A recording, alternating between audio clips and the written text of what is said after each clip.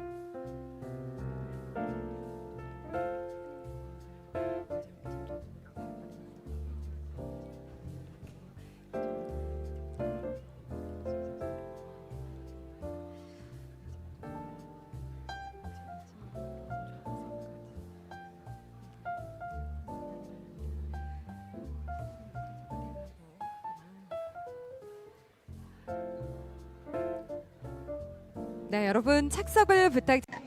Alright, ladies and gentlemen, once again, we please ask that you come inside and take your seats. We ask that everyone still mingling at the entrance to please come in so that we can begin at exactly 2 o'clock. If you're still on your way in, we ask that you also make your way to the second floor as well if you can't find a seat on the first floor because we have seats remaining. Ladies and gentlemen, once again, thank you for taking the time out of your busy schedules to join us here today.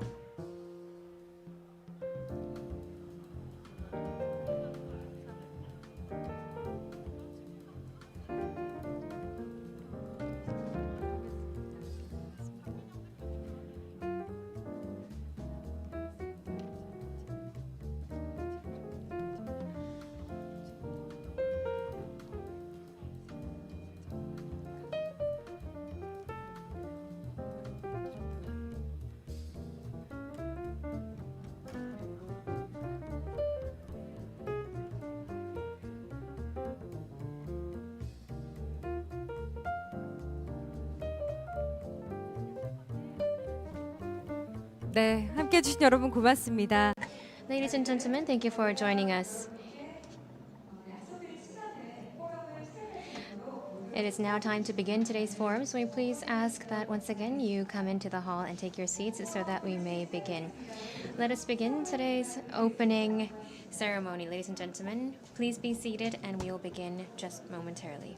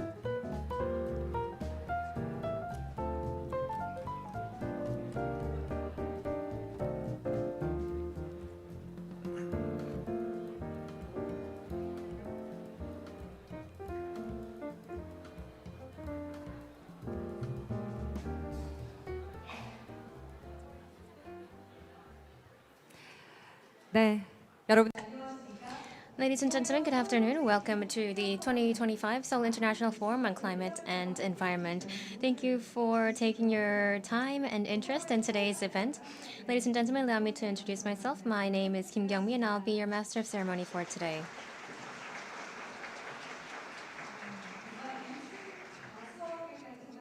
We have a full house all up to the second floor today here as well. Thank you so much for joining us. It's now really fall. Cool winds during the morning and evening, and it's great to have some cooler season after the hot summer, and it's great to be here at this very beautiful fall season. We're gathered here today at the city of Seoul has organized this forum to actively respond to climate crisis and explore pathways towards a better future. This year's forum focuses on practical responses to food waste and building sustainable cities. Experts from home and abroad, along with citizens, businesses, and organizations will come together to share wisdom and seek solutions.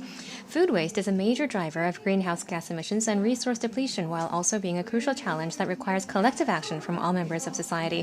From everyday practices to city-level policies and technological innovations, this forum will provide a wide-ranging discussion envisioning the future of a sustainable Seoul. In this process, I hope that your engagement and participation will be both the hope for overcoming the climate crisis and driving force to open a sustainable future for all.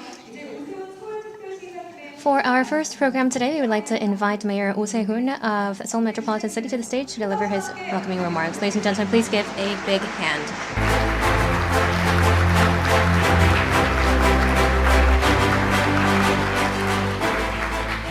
네, 여러분 반갑습니다. Good afternoon, ladies and gentlemen. I'd like to welcome all of the members from the city delegations, international organizations, and Seoul citizens for joining us today at the Seoul International Forum on Climate and Environment 2025. I'd like to extend a special gratitude to Sandro Di Maio, Asia Pacific Center for Environmental and Health of WHO, and also Her Excellency Michelle Winthrop, Ambassador of Ireland, for coming despite your busy schedules. I used to work as an environmental lawyer in the past. Back then, the term environmental lawyer was also something very new.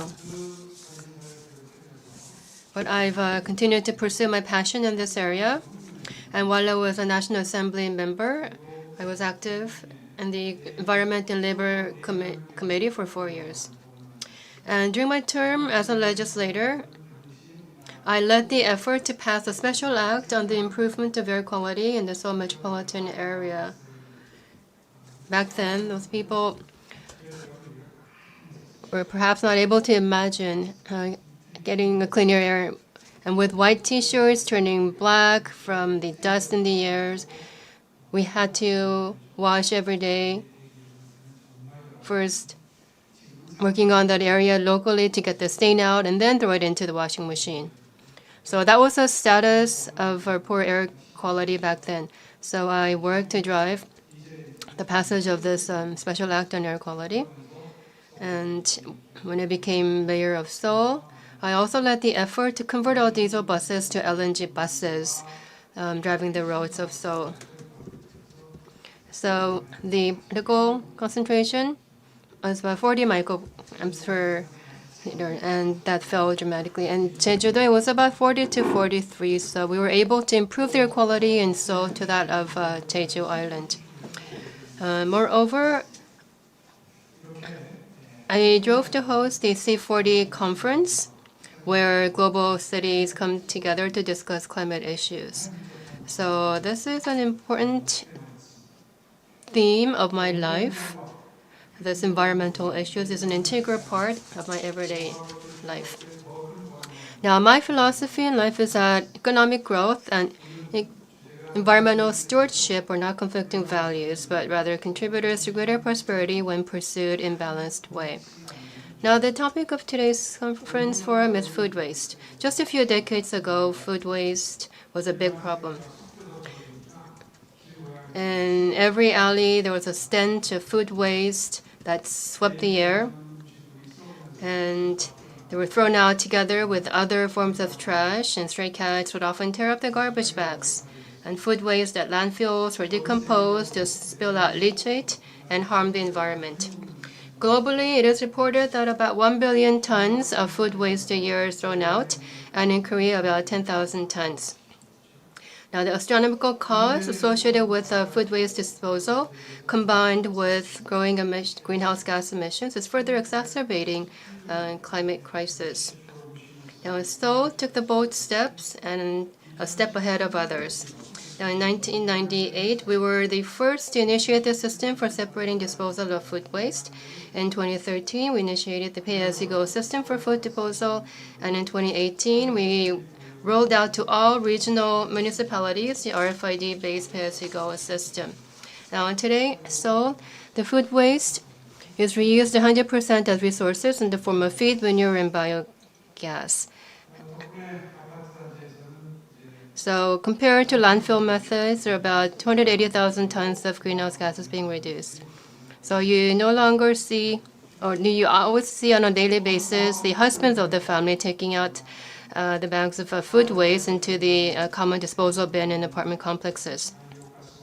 Now, Seoul City is set to take more ambitious goals. With the RFID pay-as-you-go system and large compressors and the conversion to biogas, we target reduction of greenhouse gases by 341,000 tons by 2030. And the biogas will be used for facilities, vehicles, and heating. Now, reducing food waste is like going on a diet. You know that you have to do it, but it's hard to implement. And Seoul City has done this for the 20 years, and we succeeded in a diet and with no yo-yo. Now, today's forum is intended to bring together urban solutions to start to learn and take action together. The Seoul City government will always stand by the citizens of the city, work together with global cities to strive to seek answers. We will share visions of a clear environment for the future, and with regard to food waste, we will continue to mull over through in-depth discussions on how to deal with this disposal issue that is critical to our environment. Welcome once again, and thank you for joining us today. Thank you very much. 네, 시장님의 따뜻한 환영의 말씀. Thank you for those remarks. Thank you for enlightening us about the meaning of today's forum and what direction and path we need to take in the future to build a sustainable city for the future. I will be your partner along the way, and I hope everyone else joins in this endeavor as well. Next up, we will be hearing another congratulatory remarks from Michelle Winthrop. to the stage. 여러분 큰 박수로 환영해 주십시오. Please welcome her.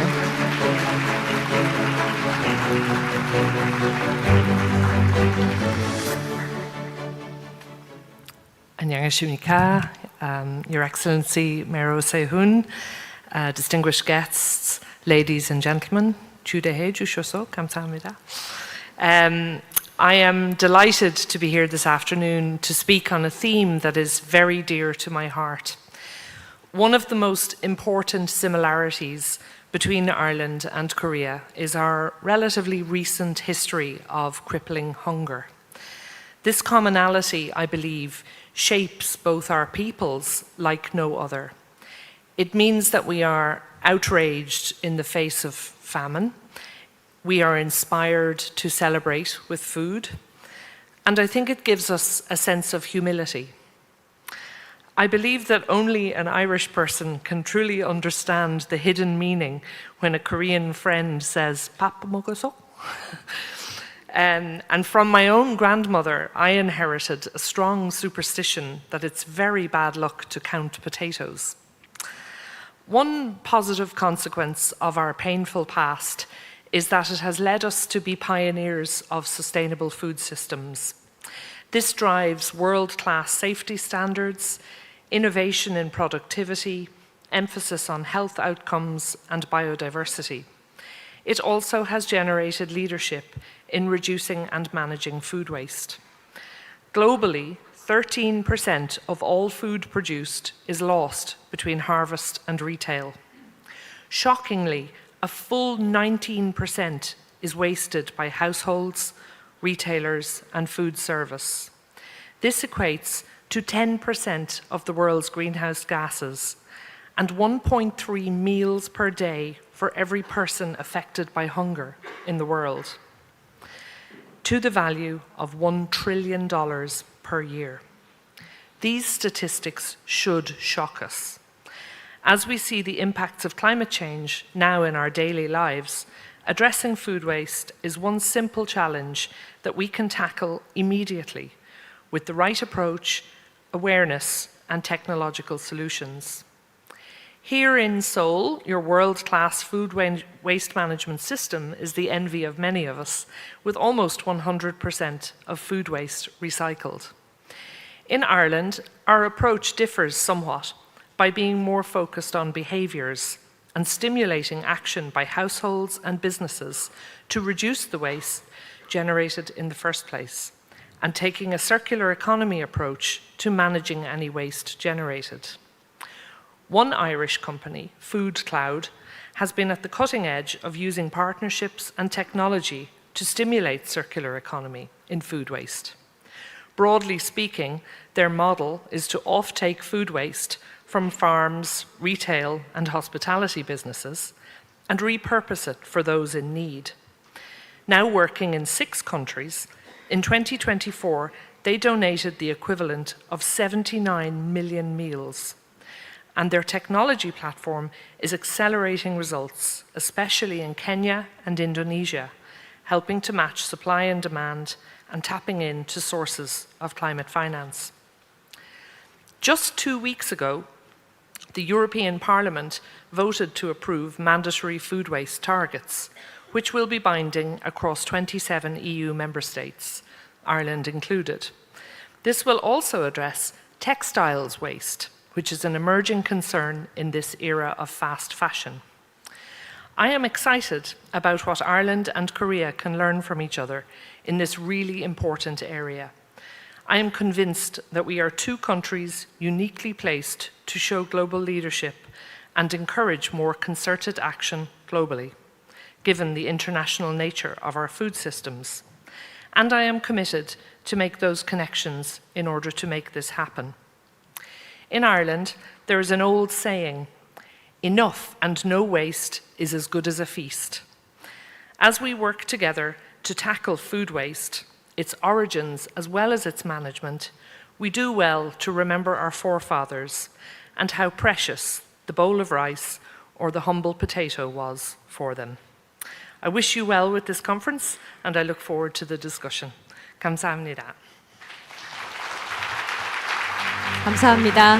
Thank you very much, Ambassador, for sharing such inspiring insights.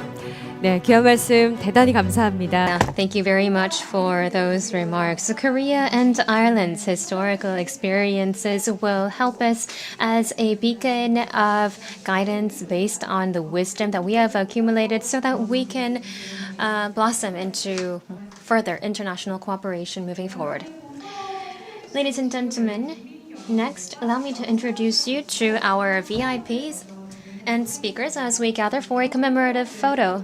I'd like to invite our VIPs, our speakers, up to the stage for a group photo, please. Mayor Oh Se-hoon, Ambassador of Ireland to the Republic of Korea, and all the speakers who have joined us here today. Please join us in a commemorative photo.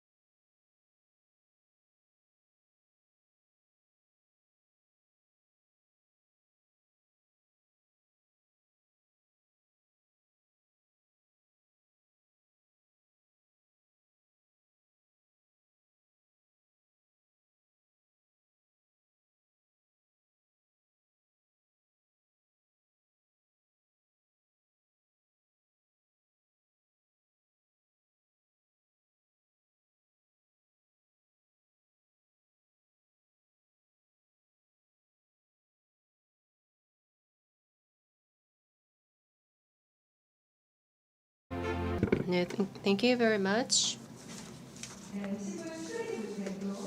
The issue of food waste and taking action to achieve sustainable cities.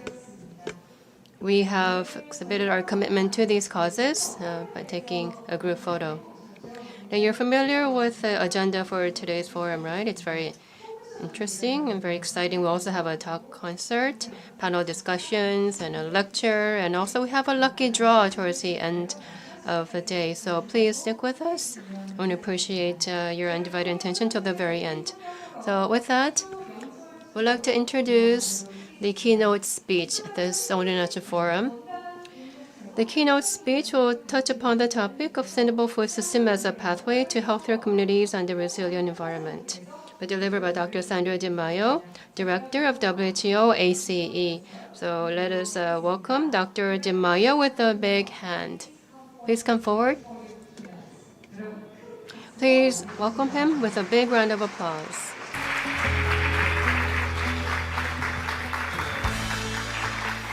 Thank you.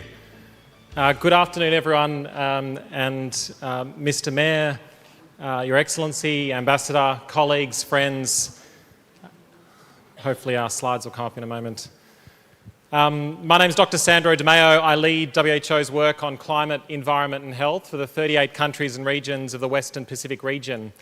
So we support countries from Japan, South Korea here in the north, Australia, New Zealand in the south, Malaysia, Singapore in the west, and all the way out to the Pitcairn Islands in the far Pacific. 2.3 billion people, 38 territories, regions, countries, communities that are at the front line of climate change every single day. And I really congratulate the City of Seoul, not only for supporting WHO's work. In fact, our centre would not exist without the generous support of the City of Seoul, the Seoul Metropolitan Government, but also for having this forum today. This forum really couldn't be more timely or on a more important topic. While I've been living in Seoul for 9 months now, I grew up in Australia. I'm an Italian Australian, and I grew up in a household where food was a source of strength, a source of dignity, a source of connection, and a source of love. In many ways, and very similar to Korean culture, food was literally in our blood. I went to med school and over that time became increasingly interested in my own food history. First with my father and my grandmother, and then later with my niece. In the summer, we would make the passata, the tomato sauce, hundreds of bottles, not kimchi, but passata. In the winter, we would kill the pig and use every single part. And I remember as a 5-year-old seeing a pig arrive, a whole pig arrive in the dark winter of June in Melbourne and be cut down and everything would be turned into food. Not a skerrick would be wasted. But of course, for many around the world and around our region, food is not only a source of love and connection and culture and meaning, but also it is fast becoming a major threat. The reality is that today, about 1 billion people across our planet go to bed hungry every single night. 2.2 billion wake up overweight or obese. We know that 1 in 5 children are hungry to such a degree that they will never achieve their full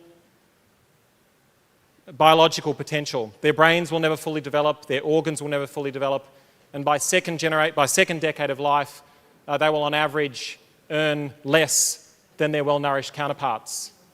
But we also heard from our sister agency just last week, UNICEF, that there are more children on the planet today who are obese than there are underweight. We also know that food waste is a major issue. 1 in 3 mouthfuls is wasted, as the ambassador reminded us. And we know that if food waste alone was a country, it would be the 3rd largest emitting country from greenhouse gas emissions after China and the United States. Just think about that for a moment. The scale of food loss and waste around the world, the environmental impact is so large that if we added up just food loss and waste, it would be the equivalent to the 3rd largest emitting country in the world. So whilst food and food cultures have been long a source of inspiration and, of course, economic prosperity, we've seen generation after generation getting taller, living longer and living healthier, we now stand at a point in history where those very gains are under risk and where food systems are becoming not just a threat to ourselves, but also to the natural environment around us and, of course, to the climate. And we're already seeing climate change impacting on our food and food impacting on the climate. I mentioned, on one hand, about 1/4 of global greenhouse gas emissions comes from the way we grow, transport, manufacture, consume and waste food. In fact, food systems combined emit more greenhouse gas emissions than all land, sea and air transport. It is one of the largest emitting sectors in the world. Conversely, climate change is now having an impact on our ability to grow food, on our ability to maintain food security and, of course, food sovereignty. But we're also seeing even the nutrition of the crops that we do grow decrease now in the context of rising CO2. So this relationship between food and food waste and climate and the environment is not unidirectional, it's bidirectional. And what's even more concerning is we're starting to see feedback loops. By having an unsustainable food system, it increases the devastation and the impact on our climate, which in turn impacts on our health. And our food systems are incredibly onerous when it comes not just to greenhouse gas emissions, but they're the leading sector in terms of fresh water use, land conversion. So more land is converted from nature to crops around the world than any other use. We also know that, for example, even antimicrobials, 70% of global antibiotics are used in our food system. They end up in food waste, they end up in waterways, they end up in landfill, and ultimately create issues of antimicrobial resistance back in humans. So the scale of our food health challenge cannot be underestimated, and the scale of the impact of our food systems on the environment cannot be ignored. We also know that the impacts of food on health directly. So if we add up the deaths, 3 million deaths a year from malnutrition, 5 million deaths a year from obesity, and then the 8 million deaths from dietary risks. Food is already the leading risk factor for disease worldwide. More than tobacco, more than high blood pressure, food is what is killing more people today across the planet. The wrong types of food, in the wrong places, in the wrong form, in the wrong quantities. This is the Western Pacific region, an incredibly diverse region. And on one hand, we have some of the most pristine and celebrated food cultures in the world, including here, of course, in the Republic of Korea. But we also have countries that are on the front line of the food, health, climate challenges. That's why the World Health Organization's centre here in Seoul, that looks after the entire region when it comes to climate, environment and health, is placing food systems at the centre of our new 5-year strategy. This is about not seeing it as a fringe issue, but actually seeing it as a core opportunity, not just for addressing human health, but also for achieving our NDCs. Countries are increasingly realising they will not reach their Paris targets without transforming their food systems. The good news, though, is that there is a lot of good work happening around the world that we can learn from. From food supply chains in New York City, in prisons, in schools, in hospitals, being used to reduce the price of food for those living in poverty. Copenhagen, fully transforming their food system, making organic food cheaper than non-organic food through the power of city procurement, the city of Copenhagen. In Singapore, changing food labelling and shifting the behaviour of populations en masse. And since I've got here in Seoul in January, working with Professor Yoon at Seoul National University and partners across this great city, there is so much richness happening right here at home. Your school food programs, the way you're feeding people in hospitals, all of these are opportunities to transform your food systems at scale and pace. But we need to go from being reactive to proactive, and the Ambassador talked about this. All too often we're responding. We're responding to the latest climate crisis, we're responding to the latest drought and its impact on our food systems. We need better data, we need more integrated data, we need to be connecting food, health, climate data from across different parts of the city, and we need to be able to see and anticipate when and how these challenges will occur and act before they do. And most importantly, we need to really spotlight, I think, and celebrate the great work that's happening at the local level across this region. From the Good Food Fund in China, even to the work that this city is doing with the Milan Urban Food Pact.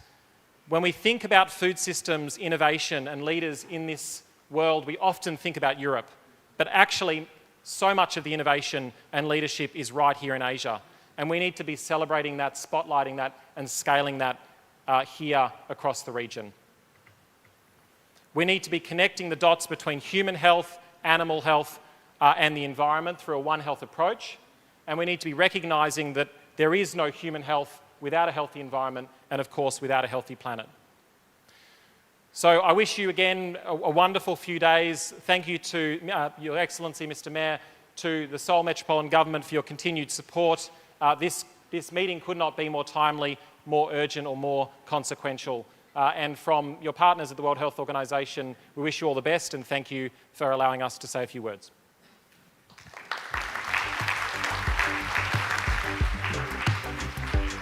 Thank you very much, Dr. Sandro Dumeo, for your profound and timed keynote.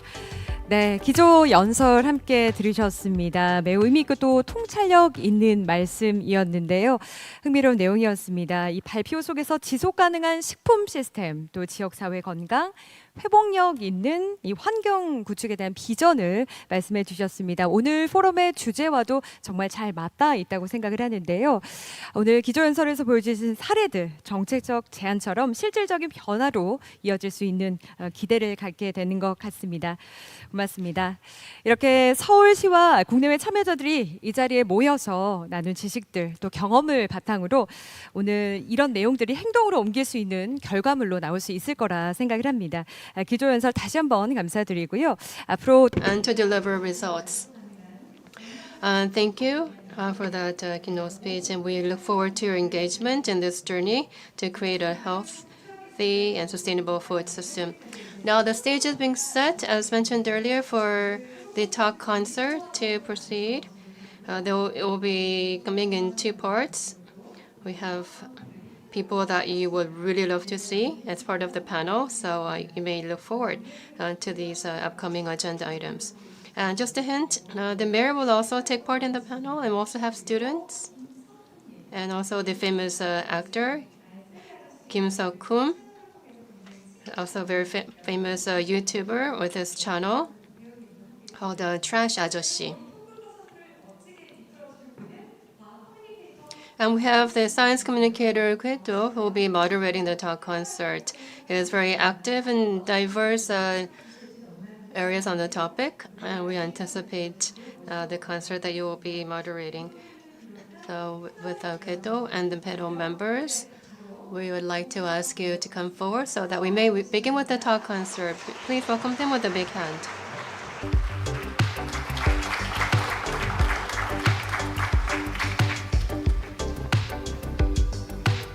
네, 이곡이요 서울구. All right, ladies and gentlemen, we are joined by our amazing panelists here today to talk about the practical responses to food waste at the Seoul International Forum on Climate and Environment. I'll now hand over the mic. Ladies and gentlemen, good afternoon. I'm Kwedo, a science communicator. I have been given the honor of moderating this session with some of my favorite people. This is such an honor. These days, food waste is one of the biggest challenges we face. It's not just about the food, discarded food, but it's also about energy, resources, and environmental challenges, an important topic that connects everything and them all. Today, we reflect together on the theme of practical responses to food waste and building sustainable cities. It's a place prepared with the belief that small actions can transform cities and ultimately change our future. I hope that we can create a relaxed environment where you can share a variety of different perspectives and stories. So let us introduce the three speakers who will join us today. First, the leader of Seoul, Mayor Oh Se-hoon of Seoul Metropolitan City is here with us. As mayor of Seoul Metropolitan City, he has brought about significant changes in urban policy and the environmental sector. It is my first time meeting our mayor in person, and he's truly handsome, is he not? And next, we have from Baekhyung High School in Seoul, Semi Oh, a vice president of the student council. She's a student who earlier today impressed us on stage during the opening program with her heartfelt performance, and I hope that we can hear quite a few interesting stories from you today. And lastly, joining us as an environmental campaigner these days as well, actor Kim Seok-hoon. In addition to his works, he runs a YouTube channel called My Trash 아저씨 and lives the life of a passionate environmental activist. So let us dive in. First, I'd like to address a question to our mayor. Reducing and recycling food waste is an important issue for building a sustainable city. What achievements has Seoul Metropolitan City made so far, and what direction do you plan to take moving forward? Oh, thank you for the question. I did allude to this in my remarks earlier, but Seoul is probably one of the best leading cities that can serve as an example across the world in terms of food waste. I think it's been about 6 months, close to a year. It was in New York Times or a leading journal magazine in New York, in the U.S., where they actually had a special on food waste in Seoul about how we're doing great on addressing food waste. And reading those articles, I thought it seems like everyday life to us, we take it for granted, but we truly are leading. And I'd like to take this opportunity to thank all of the citizens in Seoul for helping and supporting our endeavors to this end. I talked about a few figures earlier, but from 2014 to 2024, if you look at the decade of changes and transformations, we had a reduction of about 800 tons of food waste. So about a quarter reduction from 3,200 to 2,400 tons. 80% goes to biogas and also 13% to fertilizers. So a lot of great recycling efforts here as well. So it's almost 100% utilization rate of our food waste. The Seoul Metropolitan City's policies, of course, will have played a role, but in the end, it's the cooperation of the citizens of Seoul that has made all of this possible. Much more cooperative and collaborative in this endeavor than any other place in the world, if I may dare say. And so Seoul City's systems being the topic of coverage in the US is truly something that for us is to be proud of.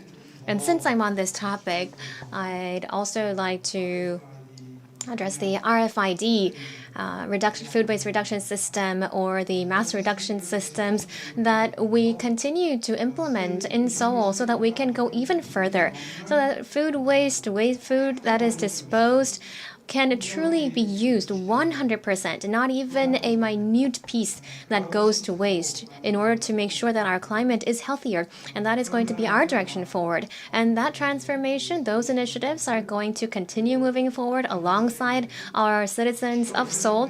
Food waste, I know it's one of the worst things in a day to bring down your food waste to the first floor and recycle that, dispose of it.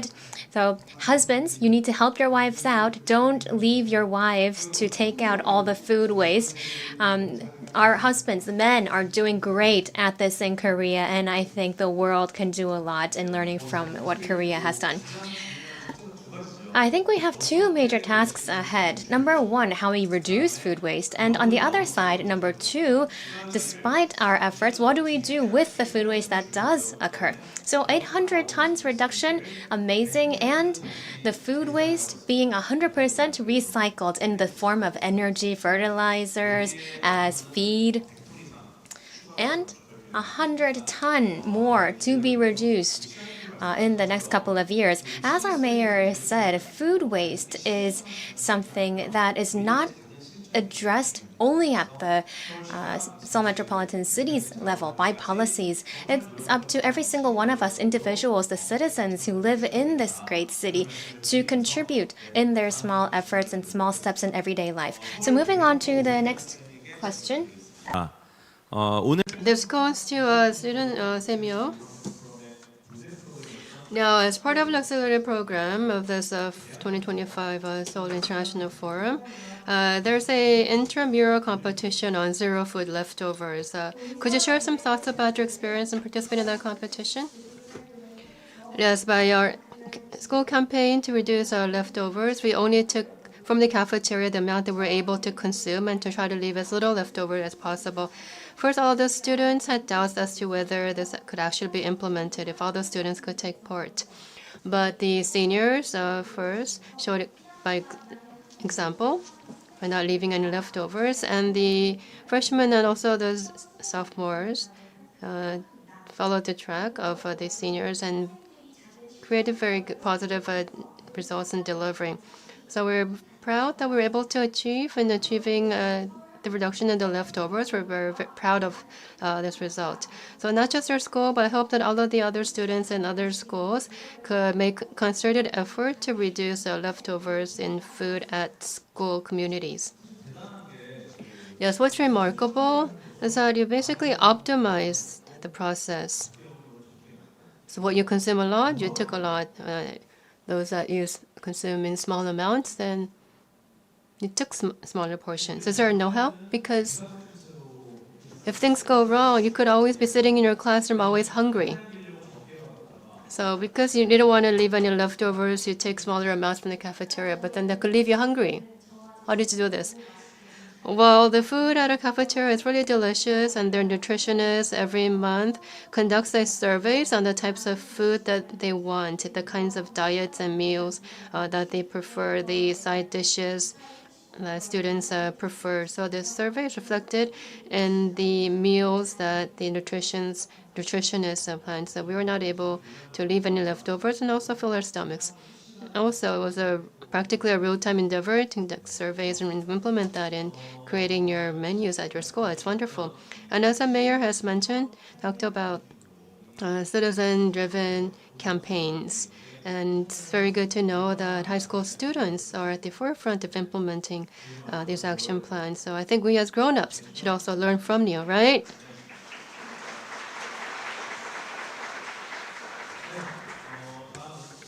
분님께 질문. Next, question to our actor, Kim Seok-kun. We're well aware that in addition to your acting career, you're also living the life of an environmental activist. And I was pleasantly surprised. I only knew you as an actor. So how do your life as an actor and your life as an environmental activist influence each other? Because they seem like completely different domains. Okay, well, first of all, life as an environmental activist, I think that's a bit of an overstatement for me. For me, I was just curious about the logistics, the distribution process, about where my waste goes. Where does the trash that I put out go? Where does the paper go? I wanted to just look at the process about how it is disposed, how they're recycled. I was just curious. It was just out of pure curiosity that I started my channel as an environmental activist. My life as an actor and environmental activist, well, it's the same in my career as an actor. We are communicators. In a piece of work that we do, we are sending a message, we are communicating with the audience. And for me, this is a different type of work. The topic is environment and the medium is different. It's YouTube. I just wanted to do something a little bit different. In the same lines of work that I do, it may sound completely different, like different domains, but in terms of communicating awareness or recognition or a theme, it really is similar parallels, a lot of parallels between an actor and environmental activist. Well, it seems like you're more of an environmental activist than an actor.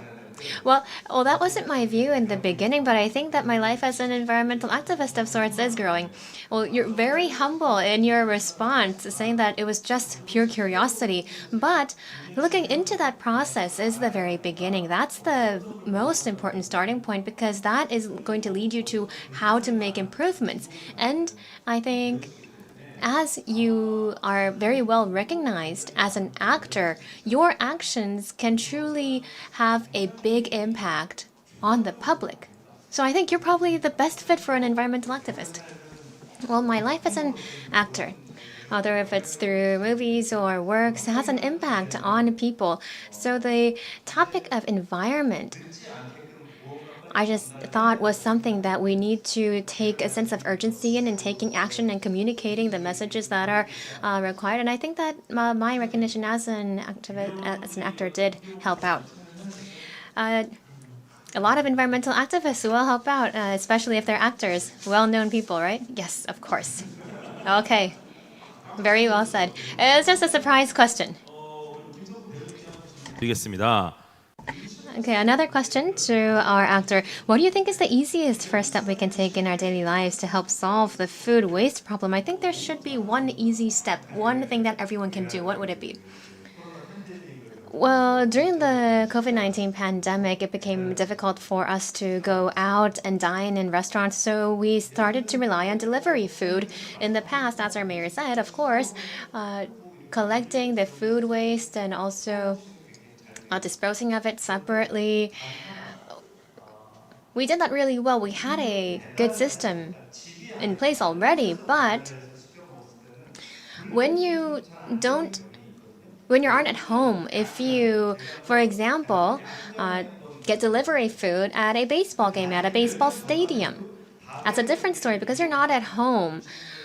Just a couple of years ago, we used single-use containers, but multi-use containers were then introduced, and that helped reduce the plastic waste and also helped alleviate the food waste volume these days. And also, I went to Hangang Park recently, and a lot of people, because of the great weather and the season, were out taking a walk and sitting there on picnics. And since we have great delivery systems, you just, after a few clicks, can get your delivery food. Then, what do you get? Plastic left over, and also leftover food as well.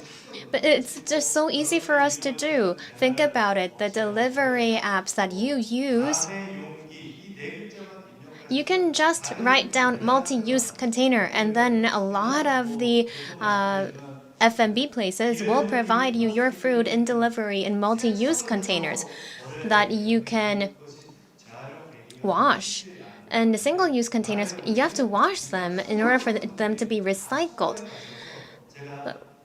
And that's not always easy, especially if you're outdoors. And for multi-use containers, I actually looked at the process of cleaning, and I actually went and looked at the cleaning and washing process, and I found that that's actually even cleaner than what we do in our home.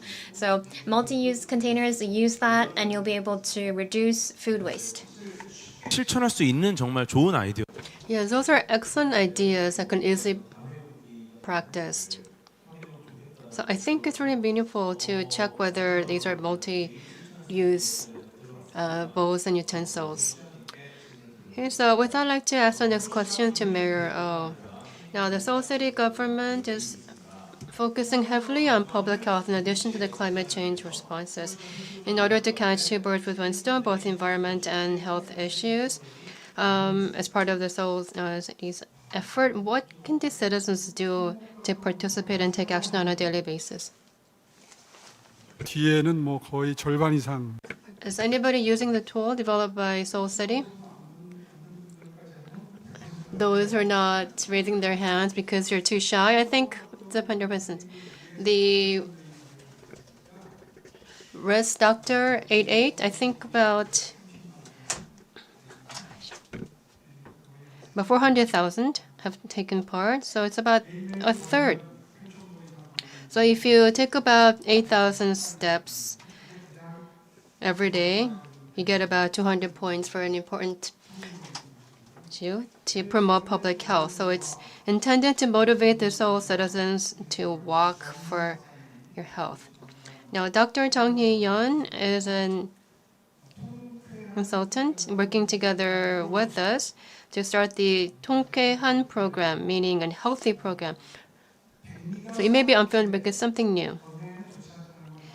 Now, white table rice is not exactly good for your health because it causes your sugar levels to spike.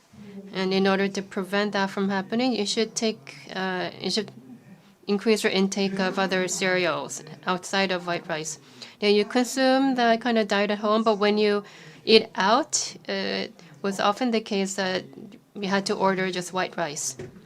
So a bowl of rice with more grains and cereal that's more diverse, even if it costs more, we felt that it's important to provide that kind of option to the Seoul citizens. So once this becomes implemented full-fledged, I think it will really contribute to enhancing public health.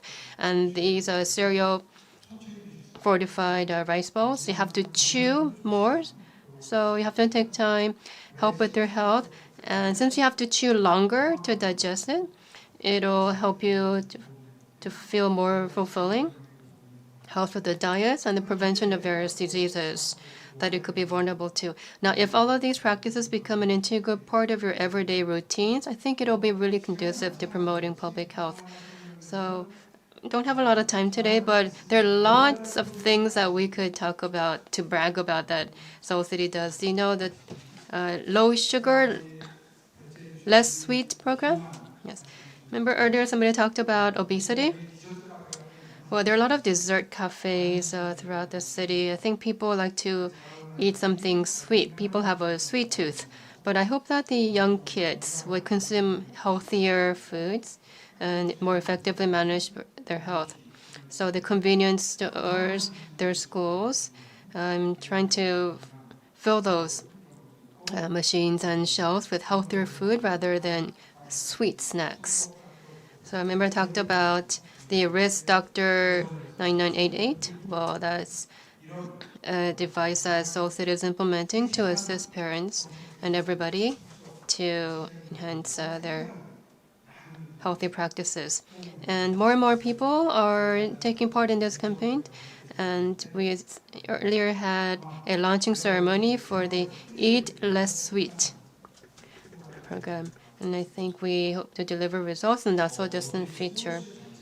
Yes, taking a look at Seoul City's policies, I noticed that it addresses a lot of the macro issues. Well, that may be naturally said, but if you look at the approaches of the Seoul City government, it's highly detailed towards macro issues because, well, these policies generally tend to be very vague if you're addressing micro issues, but Seoul City policies are very detailed and specific.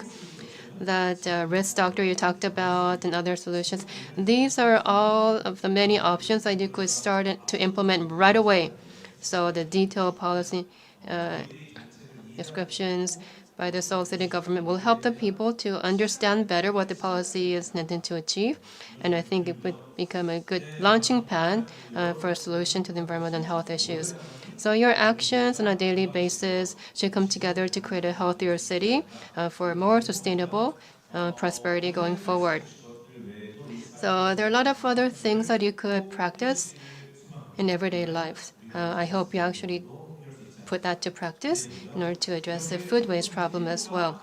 So with that, this concludes part 1 of the talk concert. I'd like to thank the panel members and the student here for your participation. Let's give them a big hand. A big hand to Mayor O. So thank you very much. I'd like to ask the panels to return to our seats. That was part 1 of the talk concert. Did you like it? There are a lot of very candid statements by Mayor O and Mr. Kim and the student. So it was an intergenerational, multiple perspectives that were shared at this talk concerts. There are new angles, new perspectives towards environmental issues. So once you own these issues and realize the need to take action to implement them will be very important. So this is the future vision, striving to become a sustainable city by Seoul City government. And in that endeavor, your participation and engagement will be all the more valuable. Once again, we thank the MC and the panel members for taking part.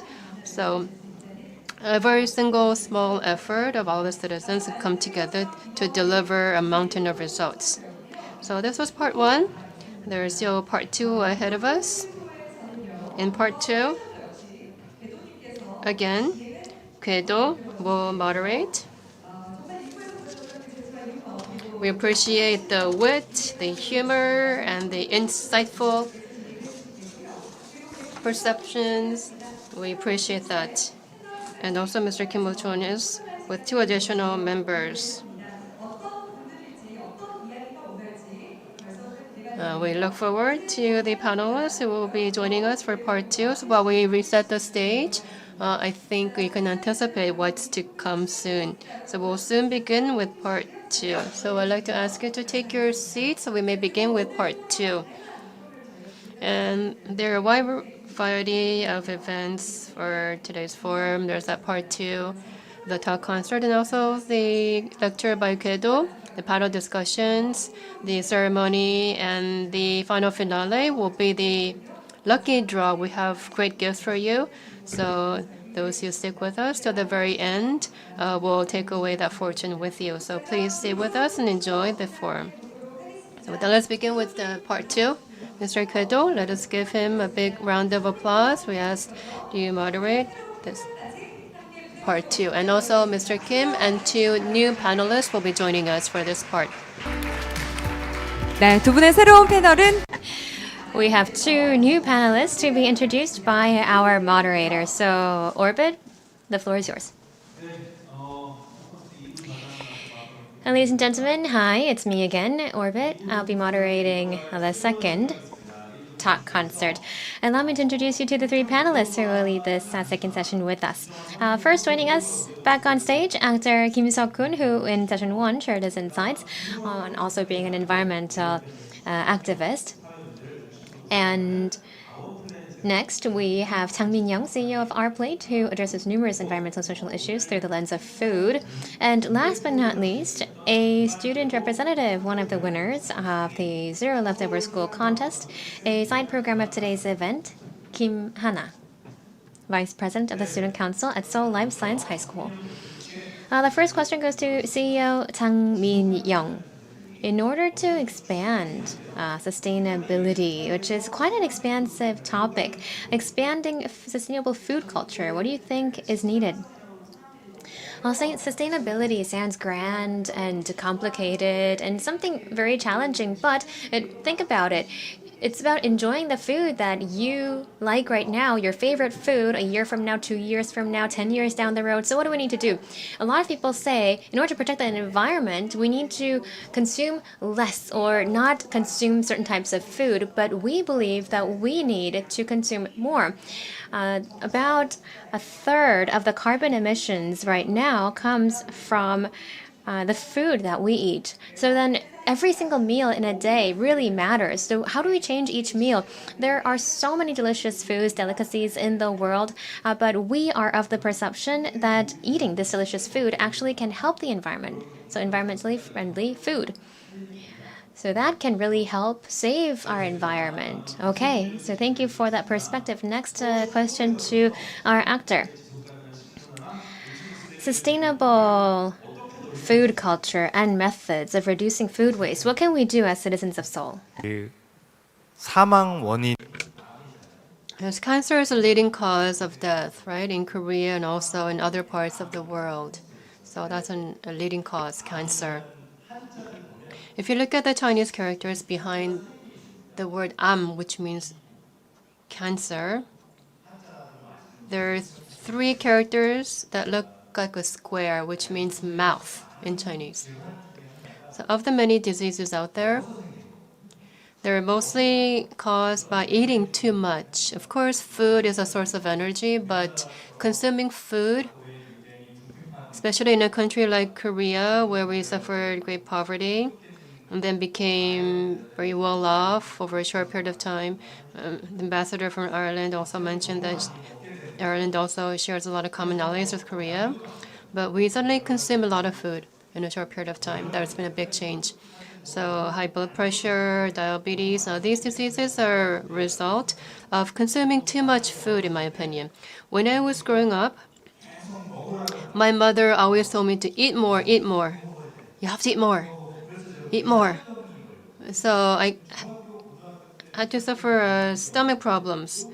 So as teenager, it's rare to suffer from such gastrointestinal diseases, but it's because I ate too much at the pressure of my mom. Well, because in my parents' days, eating a lot was actually good in many ways. So there are a lot of things that you could do to take action. And while Korea, food waste disposal, we have a very good system, but a better way is to reduce the amount of food waste that is generated to begin with. Now, the students have talked about great cases in reducing leftovers at school communities, but if you could consume less food, that kind of culture, I think, would really be helpful. Yes, I think we should consume less, is what you said. It's not easy, right? So that's a challenge for my part. But then, Kim Hanna from West Seoul High School. I think you've optimized your dietary intake, right? You did a good job with that, yes. Well, that's surprising. A high schooler being able to control your food consumption, it's amazing. Then the future generations, for them to naturally adopt and accept sustainability, what sort of changes do you think are required from the angle of a high schooler?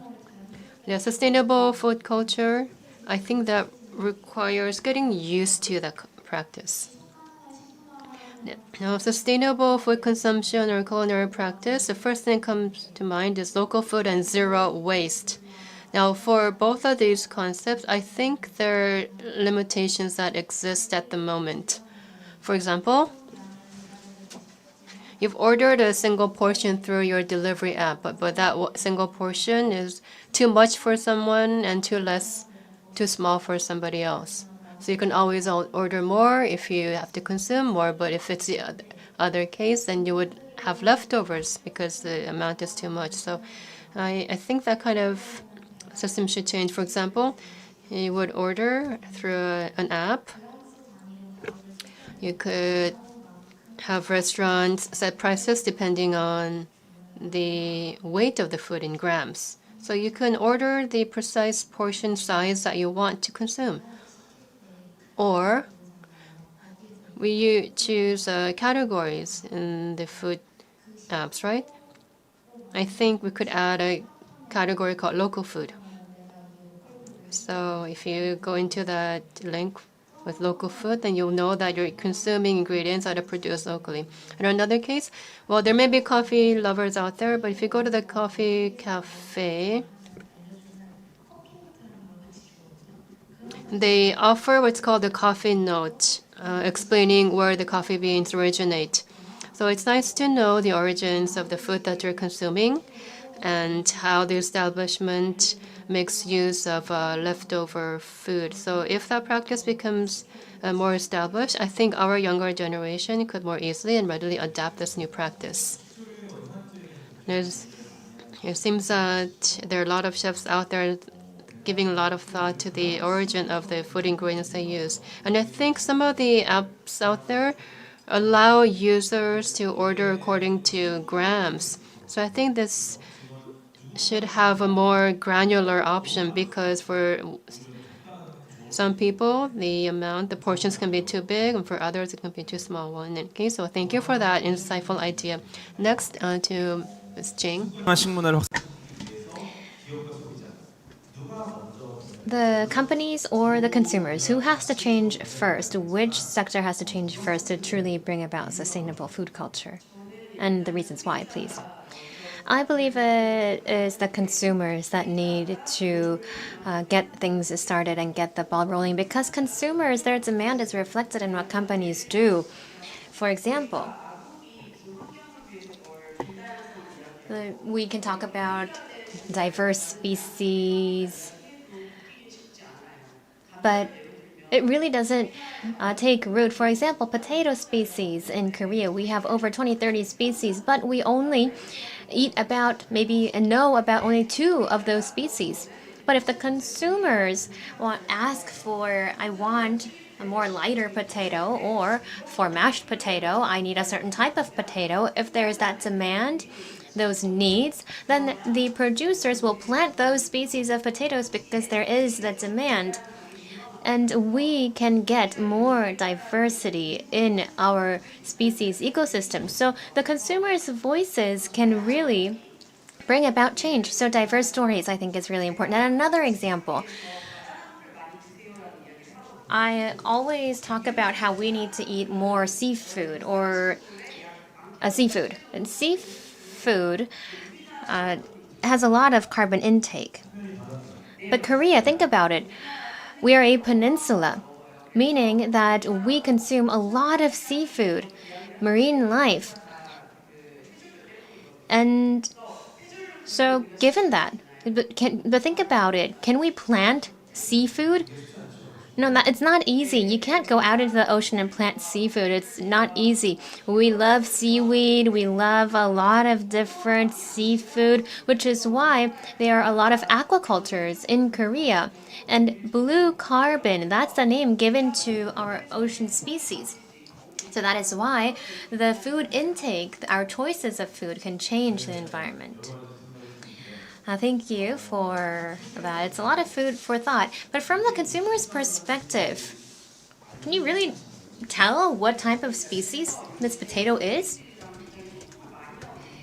So that is why we communicate a lot with conglomerates and also producers. For example, in order to have more varieties of potatoes or whatever food it is in department stores and supermarkets, if you just have them displayed, then that is the start of change. Overseas, if, for example, I went to the UK and I saw so many varieties of potatoes. This is for grilling, this is for mashed potatoes, so on and so forth. So a lot of varieties of potatoes that you can see. And we have so many varieties of potatoes in Korea, as I said before, but we only know a few potatoes. Sumi potatoes or freshly harvested potatoes. So the farmers don't have that incentive to really plant more varieties, well, different, diverse varieties of potatoes. If we have more recipes centering around the different varieties of potatoes, that could be very interesting in stimulating that interest among the public. Do you think that can be a solution? Well, as you said, I think it really is about what to eat rather than what not to eat. That was really a striking message, because there are hazardous foods to our health and our environment, that cause health issues. And out of all of that, for example, you can think about how we can reduce that and consume more healthy food. And of course, increasing the proportion of local food as well. Yes, local food is great for the environment as well, as I said before, because if you import food, the transportation, fuels that will go in. So seasonal, local food is best. We have a lot of evidence about how it's better. Now, local food, as Ms. Tang said, local food and maybe consuming more of what's beneficial to the environment. So, to our actor, could you tell us a little bit about what it was like to be on this talk concert and what we want to do in the future? I think food is the most important thing in life. Some people live for food as foodies, and we work to put food on the table, right?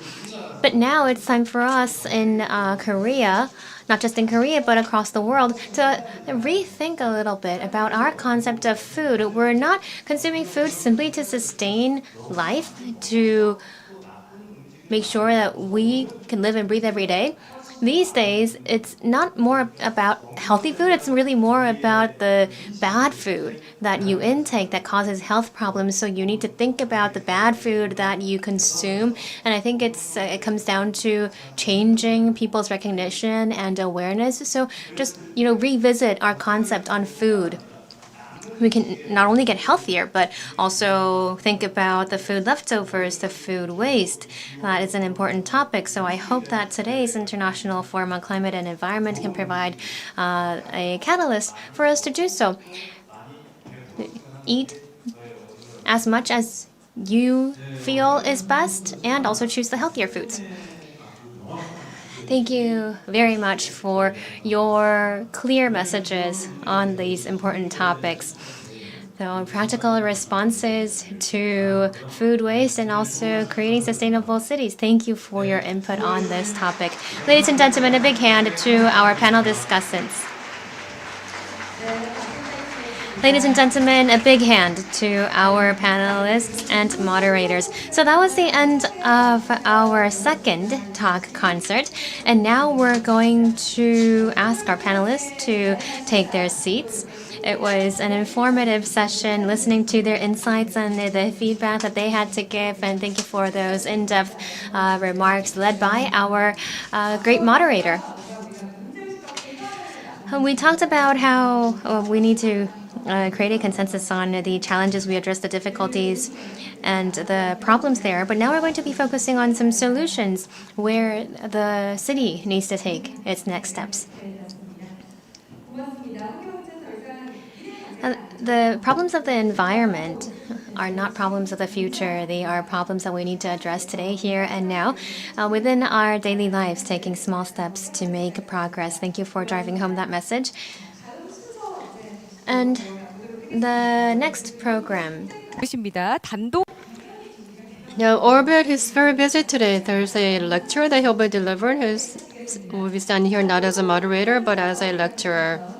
So let us invite Orbit once again to talk about food waste, solving it through science, the potential for sustainable culinary cultures. Welcome him with a big hand.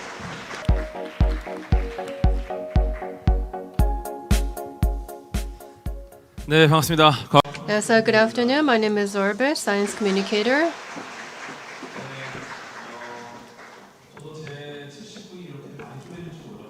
I didn't realize that my 70 minutes will be divided up so artistically. So I just had the talk concert, but the lecture is also quite short, so I'll try to proceed quickly. I hope to deliver what I stand here to talk to you about. Can I start? Yes. I'm going to talk about the science behind food waste. Now, a big challenge of science lied in addressing food shortage. Now, with industrialization in the early part of the previous century, people aimed to a happier, more efficient world where food issues will be addressed. So with the hyper world, the population exploded. And with that explosion in population, what happens? We also have lower productivity in crops, famine, wars, and we're about to see an era where we can encounter food shortage. So what is being discussed in these times? That humanity is doomed because of the lack of food to consume. Are you short of food? I think we're living at a time where we no longer think about, there's not a food off the table. I think we're talking about what to eat and when to eat them, what sort of food. But then new scientists talk about the end of humanity. The doomsday will come because of the lack of food that's available to the global population. Whether it's livestock products or agriculture, crops, we cannot keep up. Then Fritz article solve that from a science perspective. So everything created by living forms create fixed nitrogen. Now there are a lot of nitrogen elements, particles in the air, right? But there's also something called a fixed nitrogen.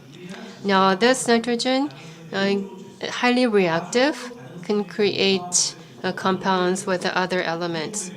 So that's existing within our bodies, and most of the elements that come out of our bodies include the fixed nitrogen. So what is this? What they do is they go into the soil and produce a great compound, making nutrients for the plants and crops to grow through. So if paddy rice doesn't grow anymore, for example, it's because the product that the nitrogens they created has been depleted, leaving nothing left for the plants to consume. So that cycle was not able to repeat itself. Now, this scientist identified an idea that could fix nitrogen and created for the first time what we call fertilizers. So the fertilizer containing fixed nitrogen in barren land will be very productive are very helpful in creating a productive and fertile soil. So that issue has been addressed. So Fred Tarver, well, people evaluate him in different perspectives because he won the Nobel Prize by this discovery of fixed nitrogen, but he also created poisonous gas that led to the murder of many, many people. So there are a lot of interpretations as to his contributions to humanity. Now the issue is that, well, harvest amounts are growing with new fertilizers coming to market and with genetic innovations in crop varieties. So it's not an optimal amount for humanity to consume. We're overproducing. Then what problem does that lead to? You have to fix nitrogen in the soil to create more. So the crops may grow better, but that process is not very natural as it was in the past. So it's more artificial process. And through that process, the microbial colonies, they decompose and generate carbon dioxide that is released into the atmosphere. And if it happens, the waterway becomes clogged. In other words, you have the carbon in the air that creates global warming. Now this has to circulate. The carbon going in, the carbon coming out has to be balanced. But we're taking out a lot of fossil fuels that were underground previously. So we're burning the fossil fuels, and what would happen? Tremendous amount of water came into the sink, to use an analogy, and the microbial colonies are being destroyed, and the soil and the land can no longer serve its original function as healthy soil. So in the sink, you're getting more and more, filling it with more water, but then the pipes are clogged. What would happen? Then you can no longer use that sink. That's the status of our planet today. And in addition to that, we have excessive amounts of food waste. You're throwing away things that you do not eat, and that in turn requires a lot of time to regenerate, resuscitate the ecosystem. Then what do we need to do? That's a big challenge, right? It's not a problem for you? Well, it should be, because we've overcome the food shortage problem. Now we're living in an era of food access, so we have to address this new modern day problem. And that solution should be presented by scientists. About 150,000 tons of food is being wasted. Now, L Tower creates about 750,000 tons. So, on an annual basis, about 1,400 L towers have to be processed to deal with this food waste. That means, like, how many L towers are disappearing on a daily basis? You can do the rough math yourself. So, this tremendous volume of trash waste is now our problem today. Now, if you decompose the food waste, methane gas is produced as a product, and in that decomposition process is a big culprit in generating greenhouse gases. Now, compared to CO2, this methane gas that comes together with the CO2 generates about 80 to 100 times more greenhouse gases that has an effect on the global climate. So food waste that generates methane gas and carbon dioxide account for about close to 10% of total greenhouse gas emissions. It's huge. So when you talk about the environment, overcoming the climate crisis, the food waste that accounts for about a tenth of the greenhouse gases, the food waste has to be addressed. So of the 10 things that you mull over to address eco problems, food waste has to be a big one. Then what can science and technology do to address this problem? In the previous talk concert, we talked about some of the ideas and how each individual puts that to practice to take action. So there are about 3 rough ideas that I can present from the perspective of science. First, scientists love to make things unusable usable. For example, food waste, could we convert that to energy? Food waste, could we convert that to material? Or food waste, can we work to reduce that? So it's quite similar to the context we were speaking about earlier.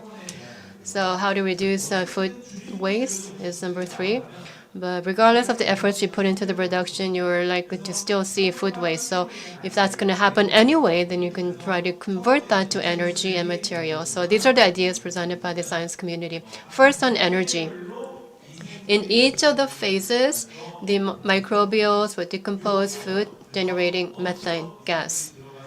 So they create the acid in the soil, and with that soil, they create methane gas that's released, and that gas, what does methane gas feel like? It sounds like an energy source, right? It seems usable, right? So you capture that, but it's difficult. It's a challenging scientific endeavor. So what I'm talking about is a natural process, but if you want to do that artificially through science and technology, you have to figure out the temperature at which the microbials react and what sort of environment the microbes can work effectively. And also there are organic materials that are not readily decomposed, so we have to address how to make that happen more easily. So these, I mentioned it very simply, but it's not an easy task at all in practice.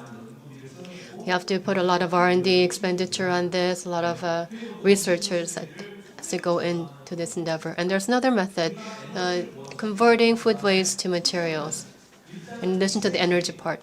Well, as for materials, the microbes would decompose the starch and create lactic acid. And that lactic acid from the food waste, if you neutralize it, you can use it to synthesize PLA plastic, which is actually commonly used consumable. So food waste doesn't end there. You could use that to create energy and also synthetic plastic that we use every day in our lives. So these may be remarkable, surprising ideas. Suppose that you order delivery food, you consume that food and throw that out, but that food waste will transform into plastic, go back to that restaurant, and be delivered to your home again. So it's amazing, right?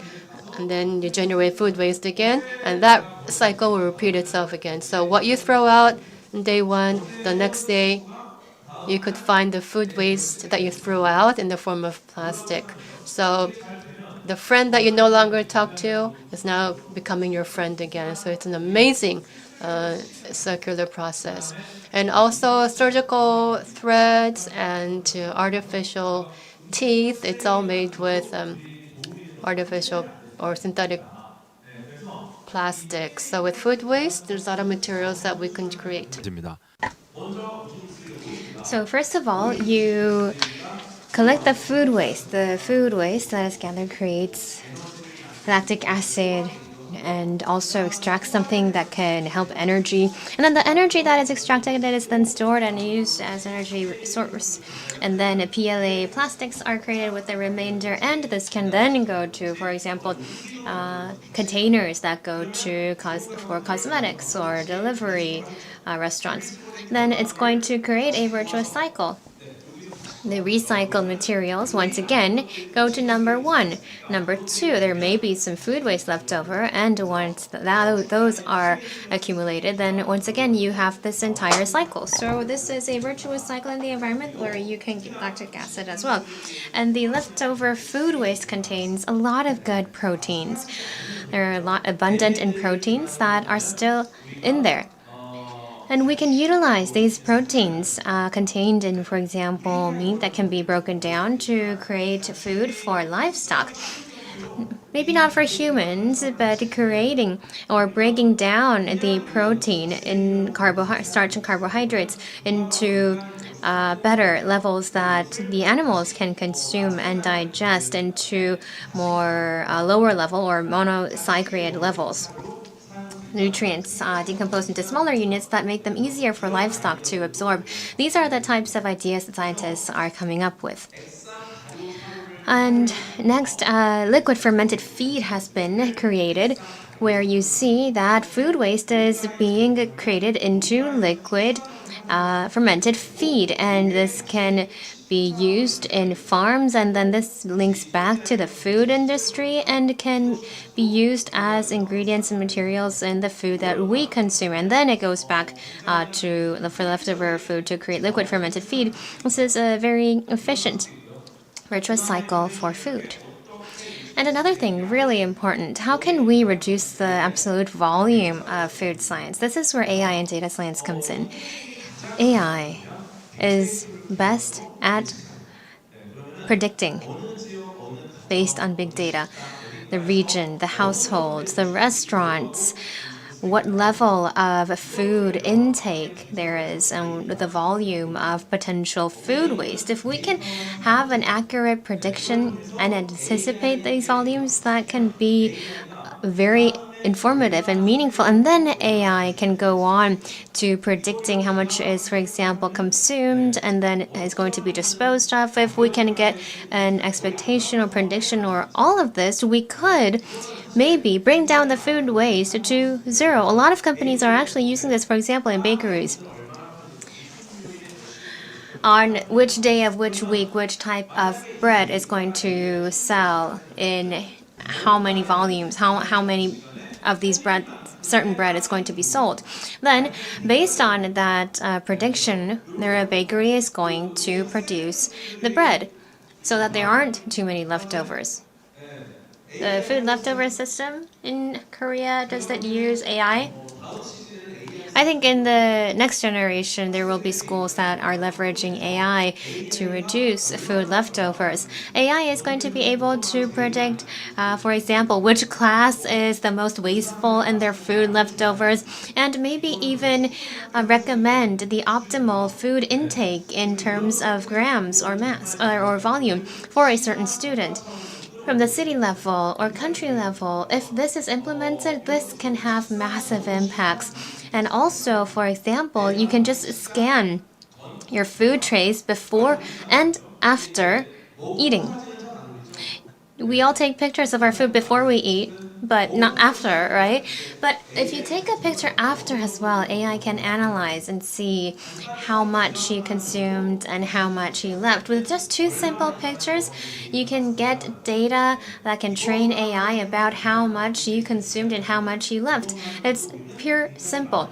And just with this, we can reduce a lot of our food waste. And another important thing in this process, it's not just about the pictures of food that are being uploaded. You will need rewards to incentivize people to take these pictures before and after. For example, we uploaded a lot of our pictures in Korea to ChatGPT to convert them to zebra style animation pictures. So it's the same where can be incentivized to provide our data. If you upload your data, for example, you get information about what types of nutrients or what type of vitamin is missing or lacking in your diet, so maybe increase this type of food intake. That is the information or recommendation that you can get. Health apps that give you rewards for how many steps you took in a day, it's the same thing, a reward system that can really incentivize people and create that culture of taking a picture of your food, not just before but after eating as well. And also, we can provide operators with solutions to reduce food waste. In the school system, it could be the nutrient experts in your home, it could be your mom that are creating the food.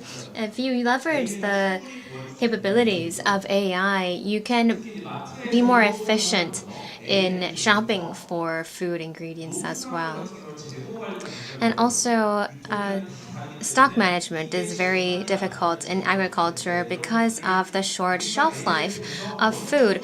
But through AI solutions, we can get a clear view into the stock levels that we will need and when, in what day or what time, what type of food sells out or sells less. That can reduce the level of food waste in shopping marts and in supermarkets and also department stores. And so AI can really take root and transform this industry, food and agriculture. And moreover, to the earlier points discussed about food waste resource circulation at the level of science, technology, and enterprises, how then can this discourse on food waste resource circulation be addressed at the level of cities, nations, and policies? Do you know where this is? What picture? Yes, no, I haven't been there either. It's just taken from the internet. This is Denmark. In Copenhagen, Denmark, if you go to Seoul, you'll be able to see a biogas plant. This is a part of the virtuous cycle that I said before, where energy is being created out of food waste. Collecting the food waste and heating and cooling the region. Just within this region, Copenhagen said that they would become the first carbon neutral city in the world. That's their ambitious goal. And so, in order to lead and trailblaze carbon neutrality, 100% recycling to energy for heating and cooling is one of the ideas that this region came up with. And in Korea, we have designated certain food as circulating resources as defined under legislation, meaning that this can be circulated on and on, so promoting the usage of these types of materials and food. For example, some of the food that we consume can be used as jet fuel, and also coffee grounds as well. This is a resource that can be circulated. They can be used in flower pots, construction bricks, and also deodorizers as well. A great upcycling food leftover. Also, rice husks and bran are already actively recycled as livestock bedding, feed, and compost as well. So these types of resources that have been designated as resources that can be circulated gives us a more view into where we need to zero in on. France has also enacted the food waste ban law prohibiting intentional food disposal, instead mandating donation agreements with charities. In supermarkets or department stores, for example, food that needs to be thrown out, that is being minimized. So to sum up, if something that cannot be sold and needs to be disposed of should be provided to someone somewhere so that it can be consumed. So mandating donation agreements, for example, food that needs to be disposed. So if you intentionally dispose of food, because there is a ban, you will be penalized. It's very strict. So if you have to dispose of food, individuals or companies, for example, need to come up with a solution and way to not dispose of this food. So in France, resource circulation is mandated by law. And France is also developing apps to this end as well. We also have a lot of discount foods that are, for example, 50% off, 30% off at the end of the day. You go to bakeries, you'll see it. But the food still goes to waste, so we can create apps so that the food left over that can't be sold can go to those who are really in need, and also using AI about how we can leverage the equilibrium between demand and supply so that we can create some criteria about the efficiency of food, of which type of food needs to be on this shelf for how long and when it is going to be disposed of, and we can continue to make things more efficient. Also, Seoul Metropolitan City's RFID-based food disposal. Are you participating in this system? When you go to put out your food waste, you put in your card in and your food waste is weighed. What do? You do it, right? I also do that. And this is actually very effective because you weigh your food waste. You are so much incentivized to reduce your food waste. It's not just, wrapping your food waste up in a plastic bag and just throwing it out. You weigh your food waste. So at times you feel a little bit guilty if your food waste is a lot, and you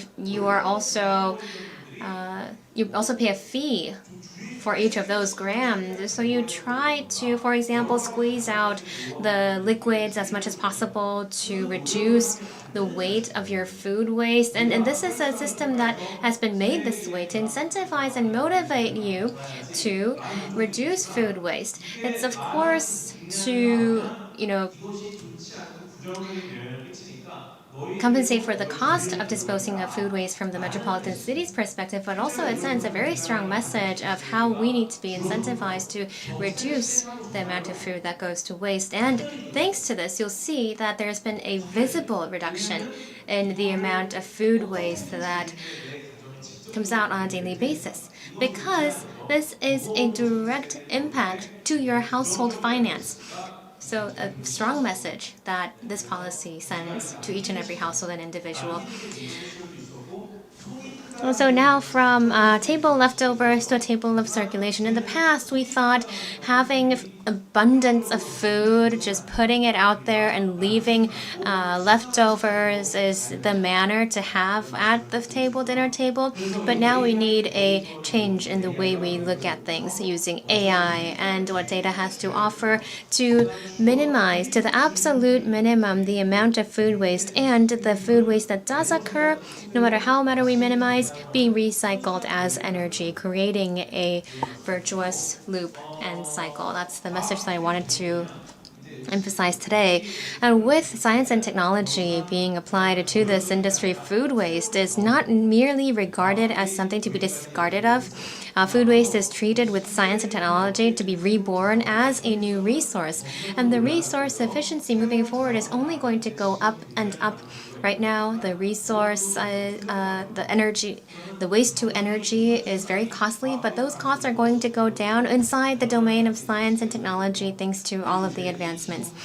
This sustainable, virtuous cycle needs to be undergirded by government policies and also scientific research, but at the end of the day, it's the citizens who need to understand fully what this is about and to put words into action. We're talking about food resources, but at the end of the day, the resource that our planet can provide is only limited. We can't bring unlimited amounts of food. And so the need for a sustainable food culture, preserving our global food supplies and reducing greenhouse gas emissions is a imperative. Carl Sagan said that Earth is our only home in the vast universe and the sole place where we can survive as humanity. Our planet Earth is irreplaceable for our future generations and also every living organism on Earth. To continue to thrive, we need to save our one and only planet. Thank you very much for your keynote speech. 60 minutes, 70 minutes that we had with Orbit was truly jam-packed. We had 2 talk concerts and a speech after that, presentation after that as well. I hope you enjoyed that time. How did you feel after the presentation? I think we were able to truly look at the potential of the small changes that we bring about can have on our food systems and the environment. And Orbit is also someone who has enlightened us about the importance of science and technology, having that lens and looking into our food systems, our daily lives, to really look at the small changes that we can make. And through today's presentations, we looked at how the policies and our citizens' actions can truly create our table into a place where a virtuous cycle is born. This type of change in perspective can truly become the driving force that leads us into a more sustainable future. Sustainable innovation, our small steps, and also institutional frameworks that undergird all of these efforts can become the impetus to create a sustainable future. Ladies and gentlemen, I hope that you take home these messages and really ponder upon what you can do in your daily lives to bring about this type of change. Now we're going to be diving into a panel discussion. Our panelists will be joining in, bringing us a variety of different views and experiences. We will have one moderator. We'll be moderating this panel discussion session with 4 panelists. On the program, I'd like to chair the session Murali Ram, Regional Director for East Asia, Southeast Asia at Oceania at C40, and the panelist Lee Gi-young, Director of the Environmental Policy Division at Seoul Metropolitan Government, Climate and Environment Headquarters, and Justin Haves, General Manager at Waste Solutions Division at Auckland, and Jordy McHenry, Circular Economy Manager at Strategic Projects at City of Melbourne, and also Wintana Ngtipon, Chief of Strategy and Innovation Unit at the Ministry of Environment of Thailand. Ladies and gentlemen, welcome to the stage. And the theme is Sustainable Food Culture and Local Government Environmental Policies, to be dealt with on sharing eco-friendly practices for food waste treatment. To the discussion. Yes, please. You may begin. I think you made a mistake. You should have had Orbit speak last. Anyway, hello everybody. Welcome to the panel session and welcome back the school kids. My name is Murali and I'm with C40 Cities. C40 Cities is a coalition of about 100 cities around the world that is taking serious action on climate change. And this can be both mitigation as well as adaptation to climate change. And waste, obviously, is food waste in particular is a big problem. You heard about all the emission that comes from food waste.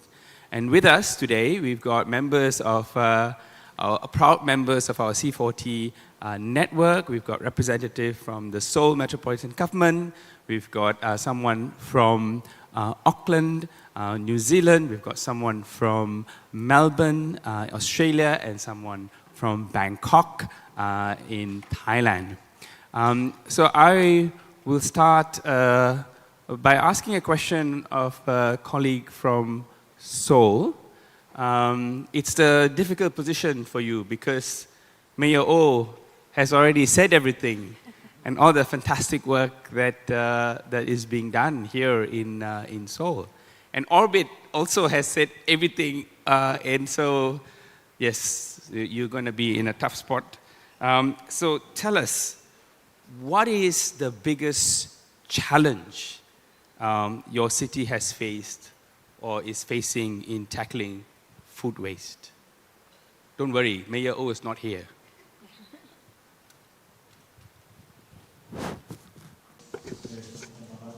Yes, thank you for that.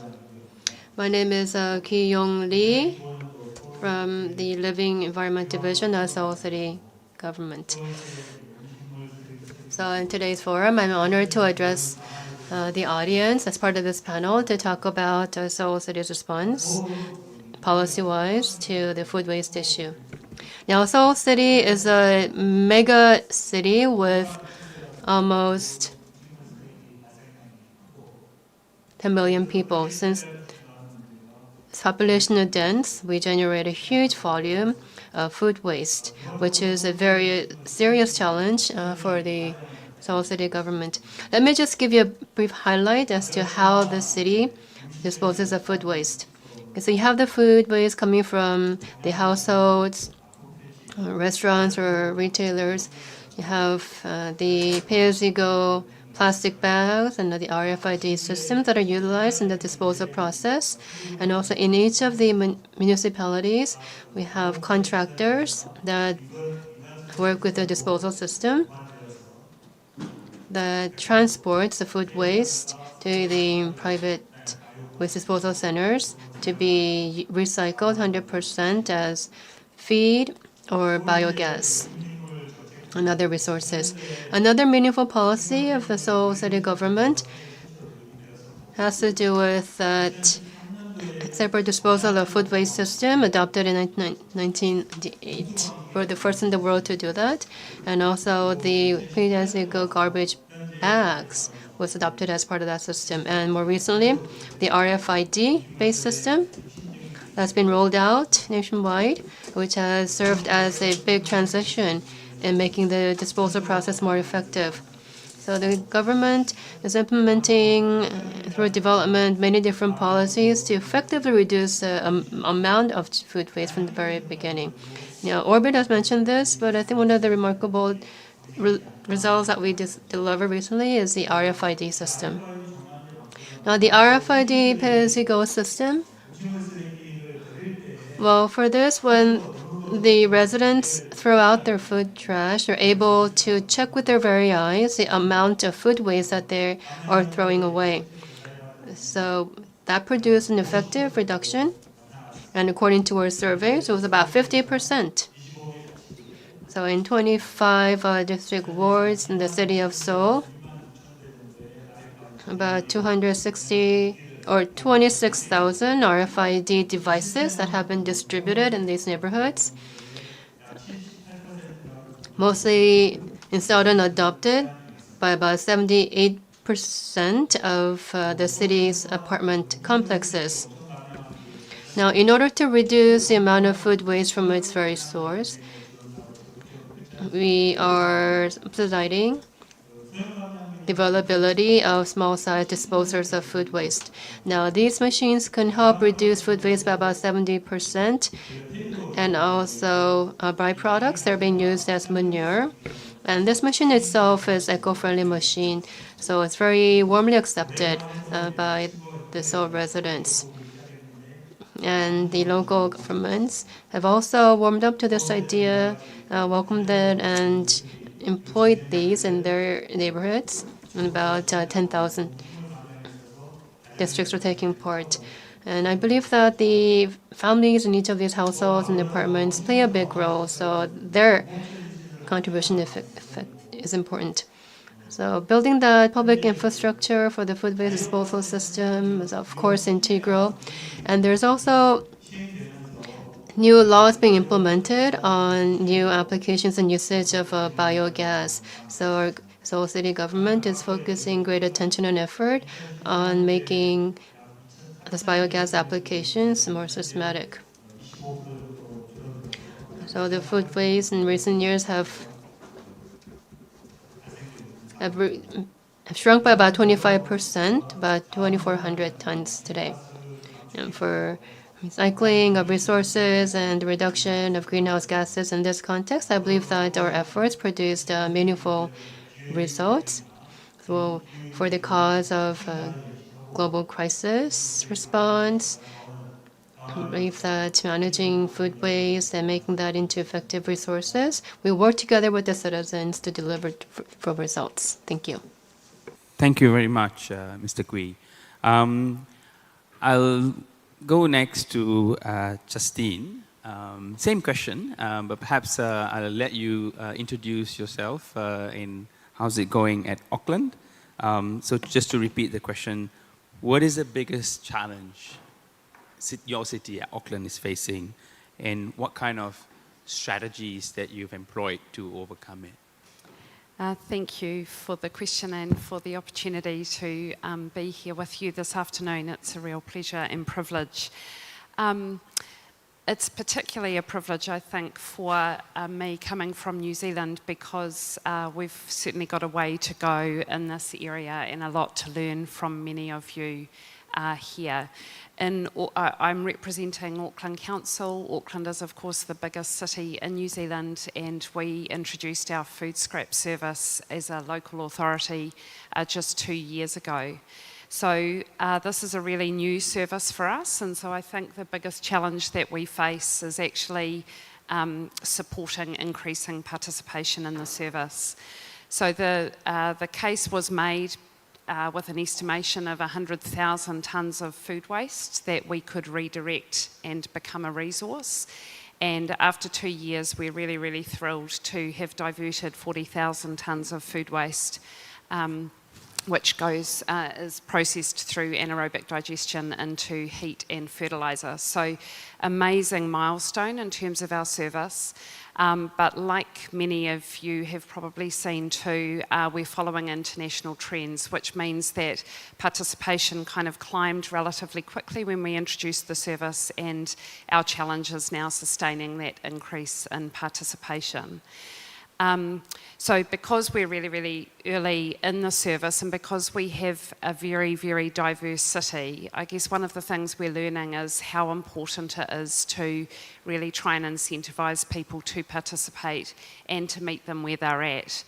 A lot of people at a national level in New Zealand are still learning, I guess, the benefits of the diversion of food waste from landfill. And so our comms and publicity strategies at a very local level with our very diverse communities are really, really important to help people continue to participate in the service and to ensure that we get really good value out of it. We have the benefit of an amazing partner. And it was our contract that actually secured the infrastructure investment for the first anaerobic digestion facility in New Zealand. But the challenge with lower levels of participation is that they have immense capacity in that infrastructure that's not being realised. So our partner's been particularly proactive in sourcing other feedstock for their facility, and again that's really helping Auckland share those stories of success so that people actually understand the benefits of participation. I guess, as I've said, one of the reasons why I'm really grateful to be here is because these services are so much more established elsewhere, and there's plenty that we can learn from others, and I'm really, really keen to do that. So thank you. Just a follow-up, you mentioned anaerobic digestion. Mm-hmm. So what is the byproduct or output? Is it energy, fertiliser? Yes, so the byproduct is both gas and fertiliser. And the plant that we have is outside Auckland. So I guess one of the other challenges we face is perception, which is actually that we have to transport all of our food waste to a facility outside of Auckland for it to be processed. But the benefit of doing that is that the plant is located right next to the national grid. So the energy that's being created from the food waste is going straight into the national grid and is located near a large rural area, so the fertiliser is being applied right next to where the facility is, and our anaerobic digestion process takes just 70 days. So there's really, really powerful benefits and messages, of course. We just need to find creative ways to share those with Aucklanders. Oh, thank you. On to Geordie. Some interesting work coming out of Melbourne with your dehumidifiers, if I'm saying it correctly. So maybe introduce yourself and then talk us through how Melbourne is dealing with food waste. Absolutely, thank you. Good afternoon, everyone. I'm also really grateful to be here and to be learning from all of the wonderful people at Seoul who have really paved the way for the way that we are starting to think about food waste at the City of Melbourne. My role is the manager of the circular economy team, and one of the things that my team at the City of Melbourne is responsible for doing is designing a food waste recycling service for all of our residents.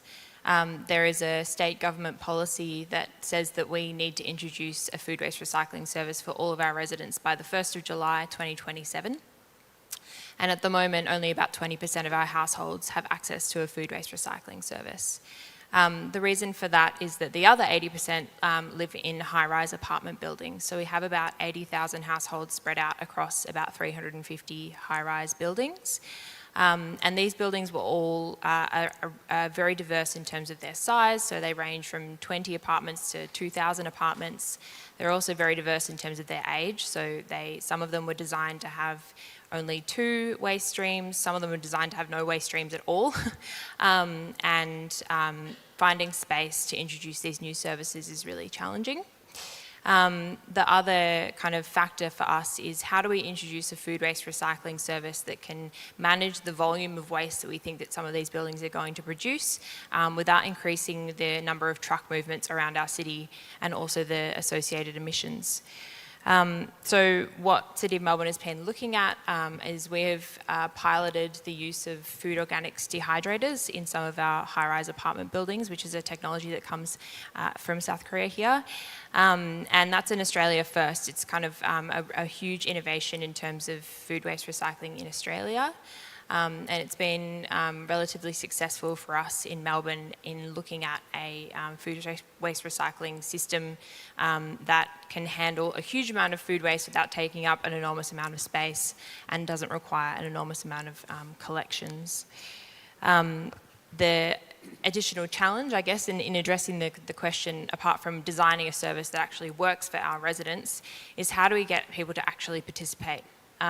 City of Melbourne is really, really unique in Australia in that we have, not only is our kind of housing stock unique, but also our residents are unique. So we have a uniquely young population. Most of the median age of our residents is 30, and it's actually closer to 40 in the rest of Australia. And we also have a population of which 55% speak a language other than English at home, which is also quite unusual for an Australian local government. And so we really need to work on strategies for helping our residents adopt and continue to participate in these services. And we're still on our journey to working out how we best do that. Okay, thank you. Just a clarification on the equipment that you place in the high-rise buildings. So what's the output of that? So it's the food waste is macerated and dehydrated into like a concentrated fertilizer. So it's then taken away to a secondary site and decontaminated and turned into soil conditioner. So it's a kind of really nutrient-rich fertilizer, I guess. Yeah.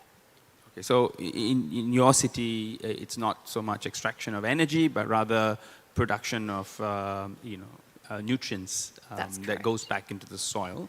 And how is that distributed? Do you sell it, or do you give it to farms? What do you do with it?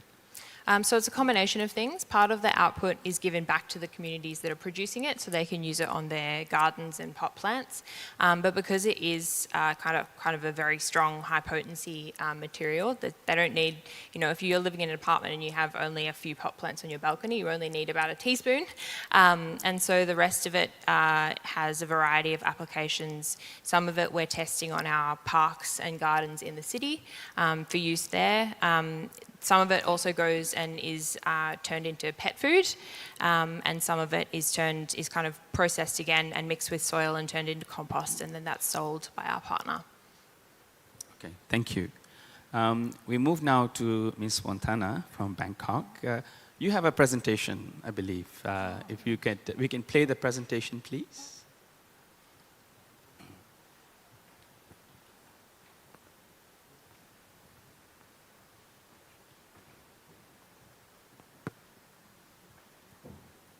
Yes, go ahead.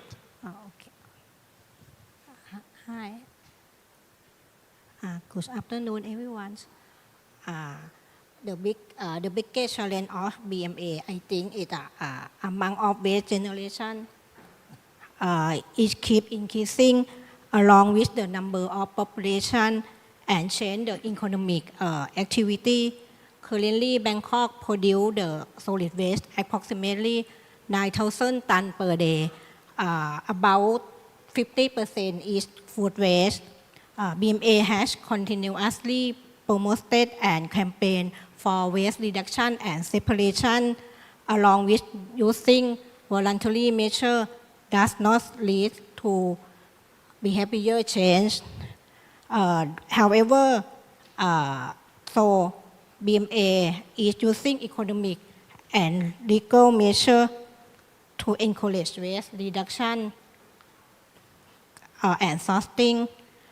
This is we do pass to the Bangkok Ordinance on Waste Management Fee. This ordinance divides the waste producer into three types by volume of waste generation. This first group is small scale, which generate the waste no more than 20 liters per day, mainly for the household. We use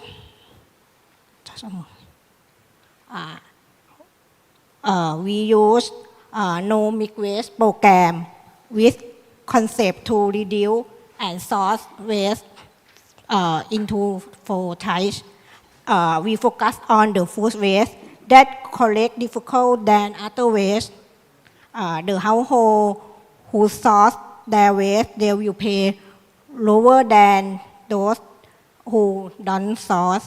Moreover, the household will register to the application we call BKK Waste Pay or other channel if they don't have the mobile phone. And their waste sorting must be inspected. For the next 2 groups are medium and large scale, mostly for the business. For this group, the fee is based on the concept pay as you throw, meaning who produce more waste must pay higher fees. This encouraging this group to sell or utilize their organic waste and recycle waste. If they send to the minimal amount of waste to the BMA for management in order to reduce the fee per unit. Okay. Oh, sorry, Yes, I'm looking at the presentation. Yeah, thank you. Maybe we'll come back this way. So my next question is, like you do all these initiatives, and how does Bangkok engage with the private sector or communities to make sure they support you, like they follow? Yes. Sorry for the presentation.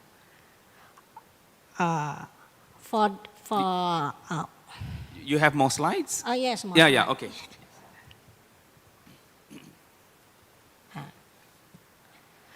For the household waste management and for the cooperation with the private sector, we focus on to encourage the people to separate waste into four types. For the organic waste, recycling waste, household hazardous waste, and general waste. We cooperate with the private sector to running awareness campaign to various activity and channel, including create and distribute brochure that explain how to separate waste by type. We distribute it to the household in the Bangkok.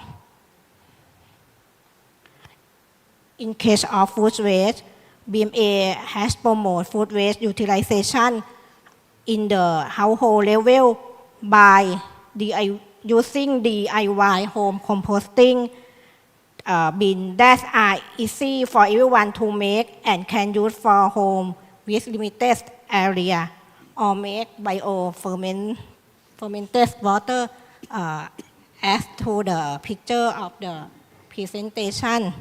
And if people cannot manage the waste at home, they can source and send their food waste to the district office. The district office, they have a special truck for so for food waste collection or collected food waste by collection truck that have food waste bin on it.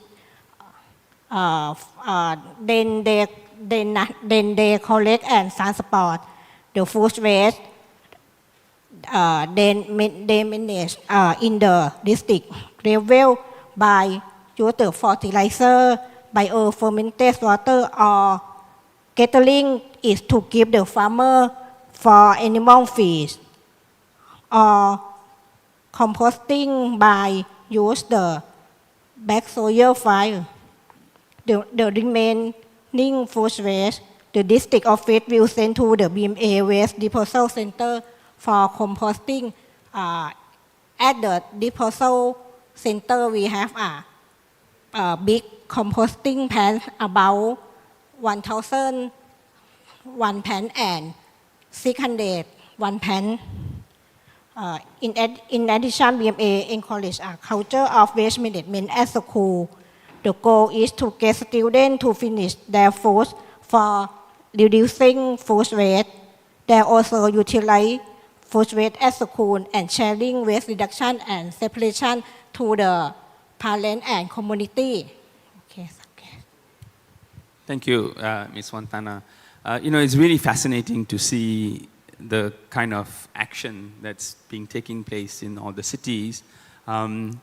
But it's also very crucial that you are able to communicate that with your residents in getting them to, sort of to act on it.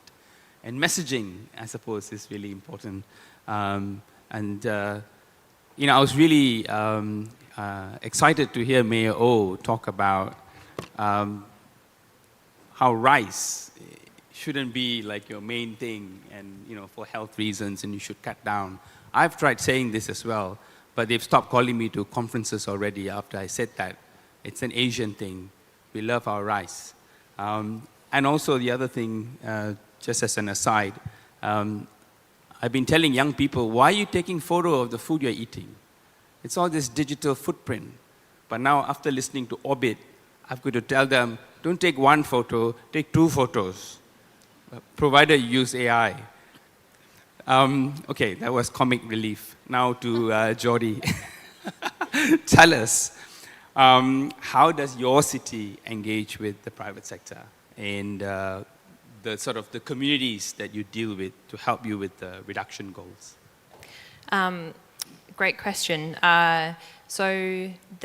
have a couple of initiatives that we use to support community initiatives that are focused on food waste recycling and other circular initiatives. So we have a grants program. We provide grant funding to community gardens and community compost networks that look at how they can recycle their food waste outside of the kind of the government provided system. And we are very lucky that we have a really, considering it's a very urban area, a really broad network of community gardens and compost hubs.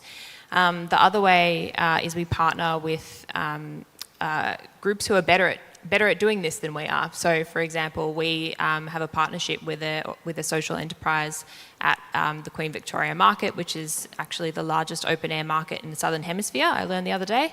And we're partnering with an organisation there, and they are rescuing food waste from the market, which, that site alone produces about 700 tonnes of food waste in a month. So it's a large amount of food waste, and they're taking edible food from the market that would otherwise be thrown away and turning it into food relief. So they're turning it into meals in a commercial kitchen there, and then they're providing that food relief to the student population through the local universities.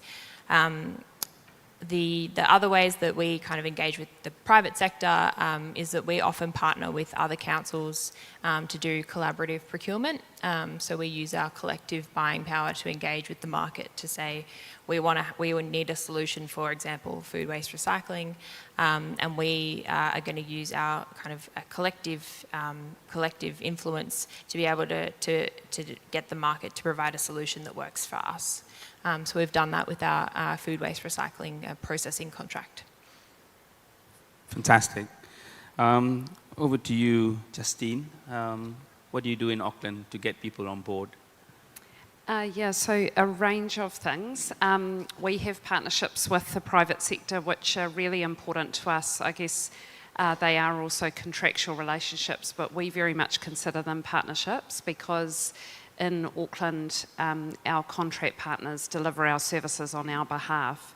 So probably about 70% of my department is responsible for managing those significant contracts. But an important part, I guess, of that in terms of partnership is the governance KPIs that we have as part of those contracts. So when we did the tenders, they're significant. We have 3 contractors that work with us across the city, and a really important evolution, I guess you could say, of those contracts was to introduce governance KPIs that enable us to explore together what shared and aligned goals look like that we address at a governance level.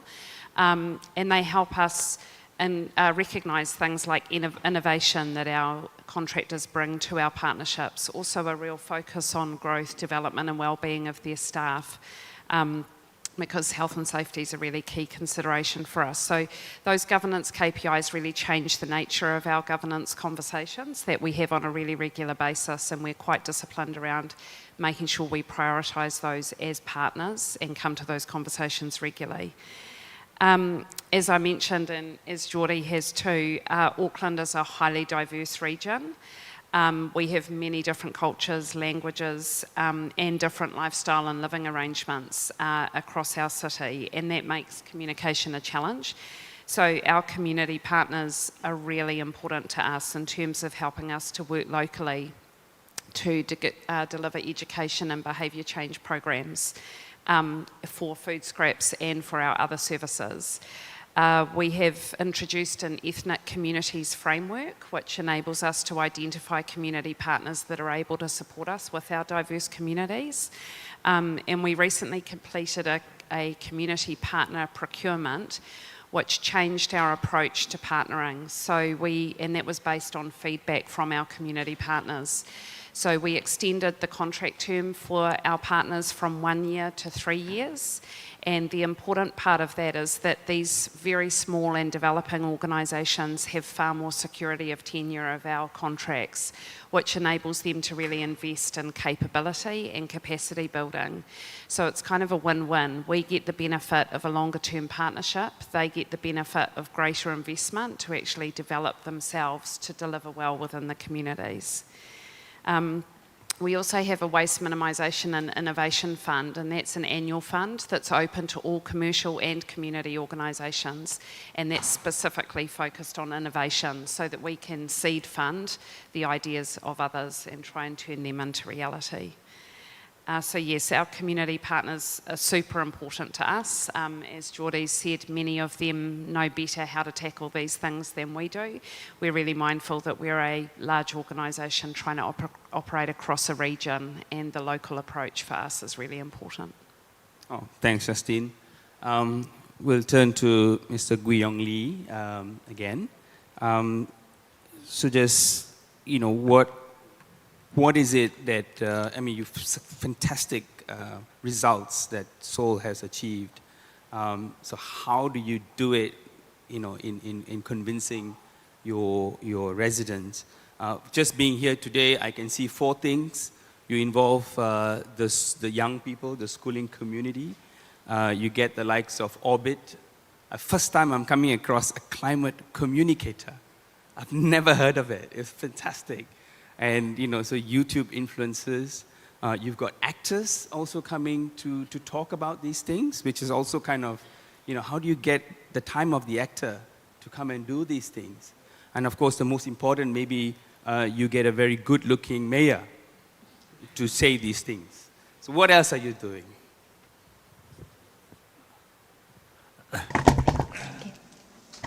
아무래도 이제 Well, food waste The issue itself, it doesn't just pertain to household waste, which is why at Seoul Metropolitan City, we take a great priority in focusing on food waste, especially to reduce food waste. The private sector partnership is indispensable, but at the end of the day, it comes down to really resonating with the citizens and also getting that buy-in and onboarding. Without that, it's impossible. So Seoul Metropolitan City continues to focus on the separation, waste collection methods, and also recycling to communicate what the ideas that we come up with to the citizens. And also, most recently, what we do is we also have the food leftover challenge, for example, that we initiated, and also these competitions that we hold at school levels as well. Through these types of events and campaigns, we try to drive home the message that the small steps that you take in everyday lives through voluntary action can actually save our planet Earth. And so, for the youths and citizens, we try to get that buy-in by resonating. And moving forward, to really grasp the attention of citizens, we introduced the points system, a reward system of sorts, to reduce food waste. The RFID pay-as-you-go, pay-as-you-throw system allows you to visibly look at the waste, the amount of waste, and also convert it into dollar or won amounts, the cost of it. And that if you reduce, for example, we also have a supplementary rewards program that is offered, and that can also grasp a lot of the attention of the citizens, and it can have great some promotion opportunities, PR opportunities for our system. So we'll introduce that next year. A lot of the food waste comes from large F&B places and also large cafeterias. This is where you get large, massive amounts of food waste, which is why we enlisted the help of outside experts on this matter to get consulting on how we can best address these issues. And moving forward, this type of initiative, these types of endeavors need to be built upon creating a culture of overall reducing the level of food waste as a community as a whole and as a country as a whole. And still, we have 2,400 tons of food waste that is generated. That means that without the citizens' participation, policy and institutional frameworks alone are not going to do it. That is why participation, resonance from the citizens is our priority, and also working with the local community, private sector, and the citizens to make sure that we can reduce the food waste in Seoul Metropolitan City in the future as well. Well, thank you. And maybe staying with you very quickly, what advice would you give other cities who are embarking on this journey for long-term success? What advice will you give other cities? Well, including Seoul City, I think most other cities globally are in a similar situation, paying tremendous effort to reduce the amount of food waste. And I also believe that the role of the residents are important, combined with the great effort made by the authorities to implement meaningful policies. So at today's forum, there are a lot of excellent cases that are shared so that we can all benchmark from each other, and that would contribute to spreading this effort and campaign, and also be helpful in responding to the climate crisis issue. Again, I would like to emphasize the role of the household. It's up to the families to reduce food waste, and it's an important part that cities and countries worldwide should focus on. We should cooperate to that end. Thank you. Justin, same question for you. Just from your experience, what would be like the key things other cities should focus on? I think probably two key things from my perspective. One is celebrate success and milestones along the way. It's a really important way of keeping people engaged, and I completely concur with the earlier comments that we need citizen participation. So for people to feel acknowledged is a really important thing in human nature. I think the other thing that we've really tried to focus on in Auckland is through our communications, our publicity, Messaging's really difficult these days because, as we know, we're all bombarded with things all the time. So our strategy has been to shift to focus a bit more on the why rather than the what, to try and kind of win the heart before the mind. I think the other thing is just to keep it really simple. So to try and design a service that's easy for people to use. The more difficult it is for them to use, the less inclined they will be to do it. So our kind of strategy is to try and get those three things right. And you also have a mayor who's very active and using social media to talk to citizens. Oh, absolutely. I think the role of champions is really, really important, and I applaud Seoul for the great job they're doing, as you've noted, in using many different tactics. I think, yeah, that it's messaging that's really important and powerful. Jody, you've got an exciting mayor now. We sure do, who is also very big on social media. Justine kind of outlined everything that I wanted to say, but what I will reiterate, I guess, is that what's really critical for cities to do is enable the enablers. So I think something that we have learned along the way is that our initiatives or our interventions are most successful where there's someone who is embedded in that community who's going to own it. And, you know, in the context of an apartment building, I'm talking about like a building manager who is there for the long term, who ideally lives in the building and who is engaged and understands why the service is important. And that goes to my second point, which Justine's already covered, which is communicating the impact. So helping people understand the impact of their individual choices, which is something that in Australia governments have not necessarily been very good at, but that we're trying to really focus on now is helping people understand how their individual decisions really contribute to bigger change or have a bigger impact. Thank you. And Ms. Fontana, you have anything to add on what other cities should be focusing on? In my opinion, a single measure is not enough for manage food waste. As I explained above, BMA has used voluntary measure, but we have not been as successful in solid waste management as we should be. Therefore, I would like to recommend the sustainable food waste management in the long term require the integration of the several measures such as for the legal or regulation measure and economic measure for to the penalty and incentive for the people.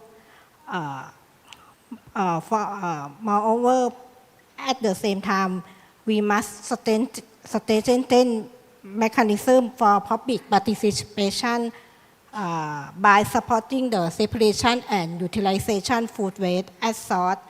We must also continuously campaign to raise awareness the people and change consumption behavior. I think is the most important. If they change the behavior, the food management will be successful. I think all stakeholders is important for us. We cooperate with the private and the other sector to encourage the people in Bangkok to sorting and separate waste. Okay, thank you.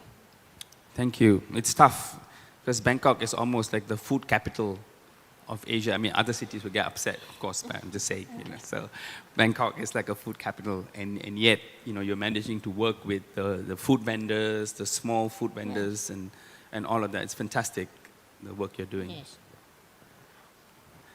So thank you, all the speakers. We've heard some really interesting insights on what each city is doing, and just to sum it up, and I think there's still a lot we can learn from one another, and you know, I encourage all the cities and all participants here to share, and so that we can you know scale this sort of good work across the world.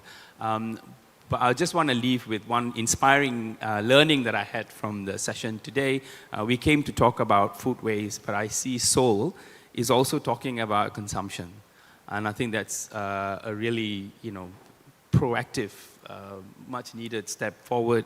You're talking about where your food is coming from, what kind of carbon content the food has, and the single biggest thing you can do for climate change is, as an individual, is move towards a more plant-based diet, and this is backed by science. If you read Project Drawdown, that's the single most important thing that individuals can do.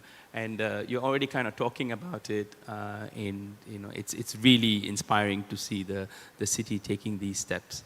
So thank you very much to Seoul for hosting us, and thank you to our panelists for participating and taking your time to come to Seoul. That's it from me, and I give you back 4 minutes. Yeah. Yes, thank you very much. 네, 고맙습니다. 이렇게 All right, thank you very much. That ends the first panel discussion. Thank you very much for sharing your insightful talks. 대단히 감사합니다. 자, 이렇게 해서 첫 번째 패널 세션 That concludes the first session, panel session. We appreciate the great attention and focus you've given to the first session. Was quite successful, and the moderator did an excellent job, and the panelists also shared insightful comments. We thank you all. The eco-friendly disposal of food waste, that was a theme that was touched upon at this panel. We appreciate sharing experiences and insights. I hope that is a very learning place to take away for everybody. This is the Seoul National Forum on Climate and Environment 2025. It will go beyond just discourse. We are here to offer solutions and actions to bring about change. We will address the current challenges and some of the opportunities that we could capture for future change.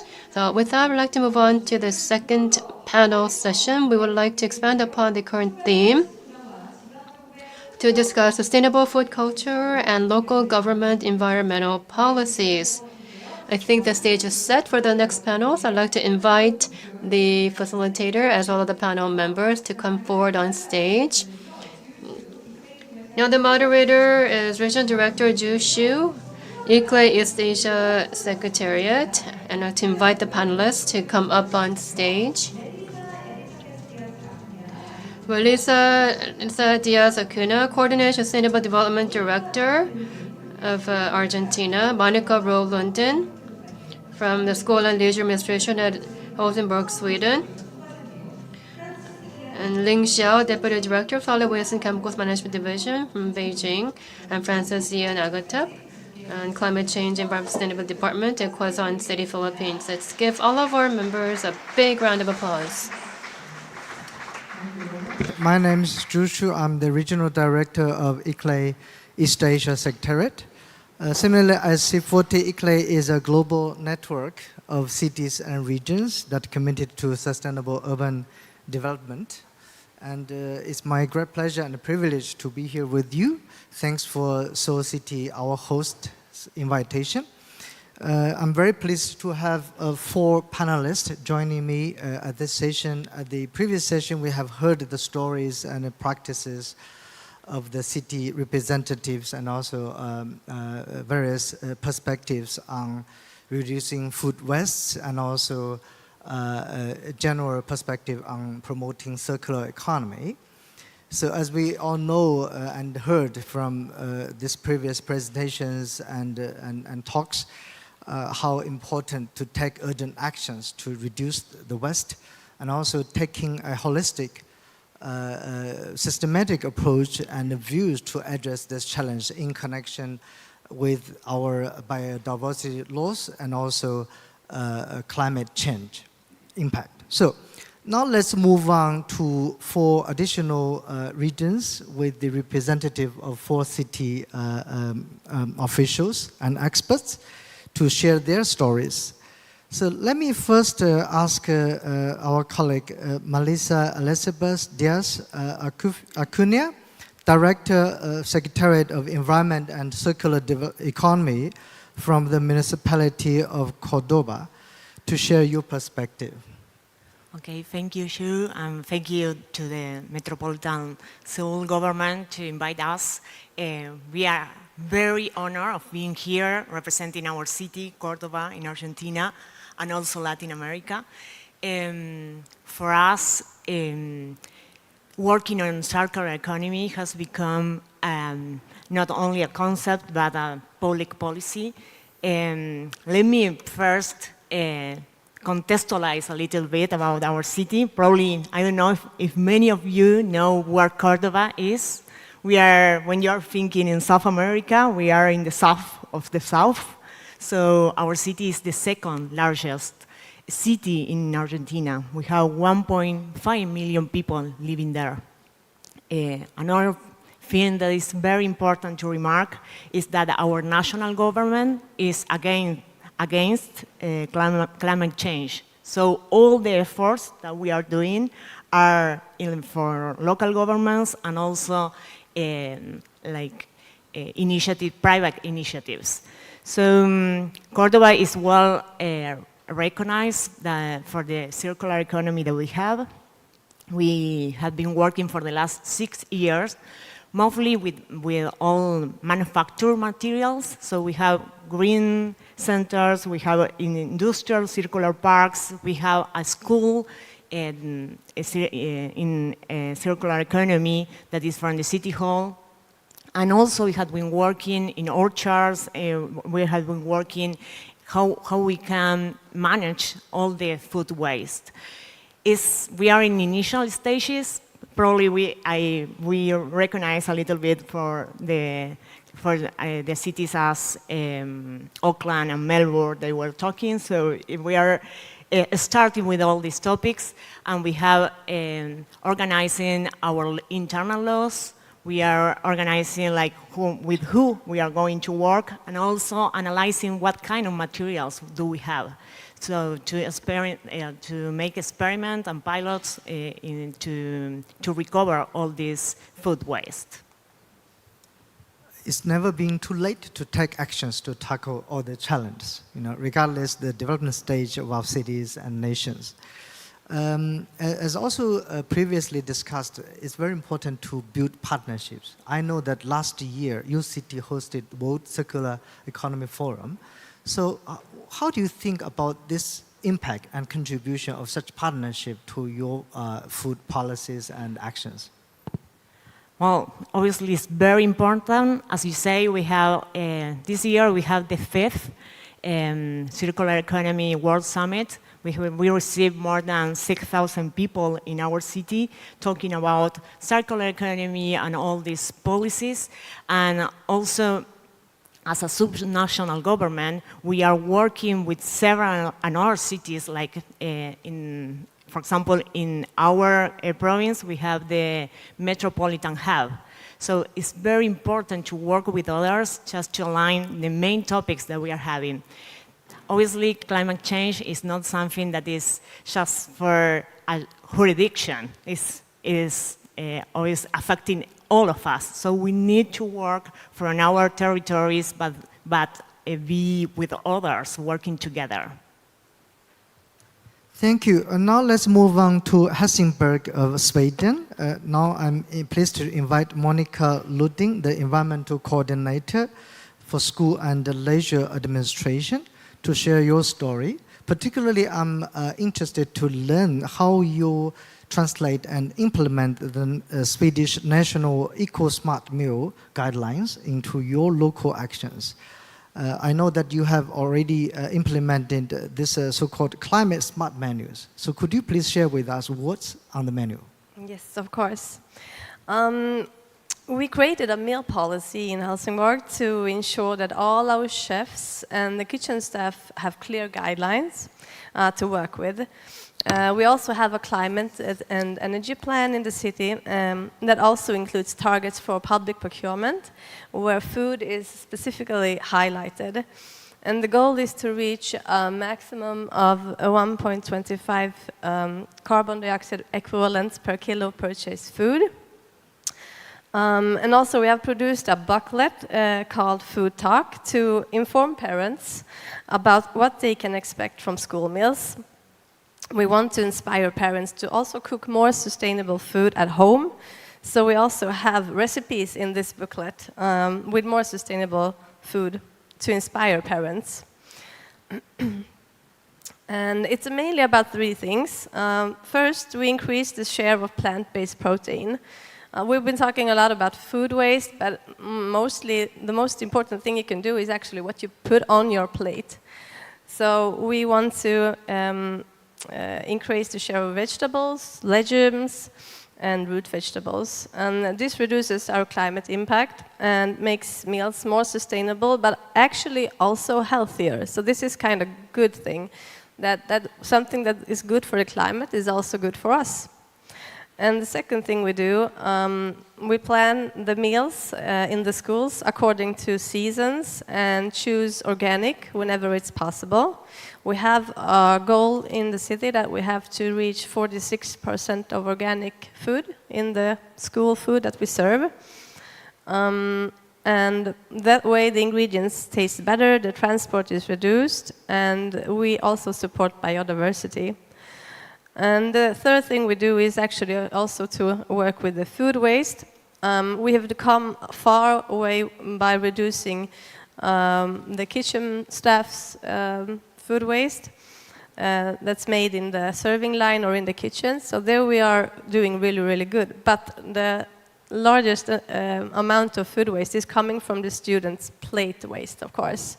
So plate waste is something that we try to work hardly with, and to be successful in that, we have to work with the teachers. The teachers have to cooperate with the meal staff also. So that's the most difficult thing we can do. And also, waste is about old habits and norms. We have had a free school meals in Sweden for over 100 years. So everybody takes it for granted. You have your warm food in school, and also you have a buffet every day. You have at least 2 different kinds of meals you can choose from, and also a giant vegetable table. So the kids in Sweden are kind of spoiled when it comes to food. Yeah, so they take this food for granted, and there's no punishment if you throw food away, so you don't really think about it. So we have to raise kids' awareness of this. And also the school meals becomes both a tool for sustainable development and an opportunity to give children and students knowledge and inspiration for the future. Yeah, this is fascinating to have all different type of food choices for the school kids. But I'm fascinated by the point that you also not only working with the school students for food literacy, but also with the parents in general, with the household. So have you encountered any challenges in this process of working with both the students but also the parents to get the support? Yeah, I mean, there are a quite strong norm that you have to eat meat. So this protein shift that we're in can be a bit challenging, especially when parents come and say that my kids, they go hungry if they don't eat meat. So maybe that's the biggest challenge, to change this kind of norm. But I think we've come a really far way, because our kids are eating the food in the school, they are happy. And if parents have questions, we always invite them to the school restaurant, and they can also try the food. And often when they've done that, they're content and they say, okay, it was quite good. Okay, thank you. Let's now come back to East Asia to move on to another mega city similar as Seoul. I'm inviting Ms. Xiao Ling, the Deputy Director of Solid Waste and Chemicals Management Division of Beijing Municipal Ecology and Environmental Bureau. I know that China has been piloting Zero Waste City initiative, including Beijing is part of it.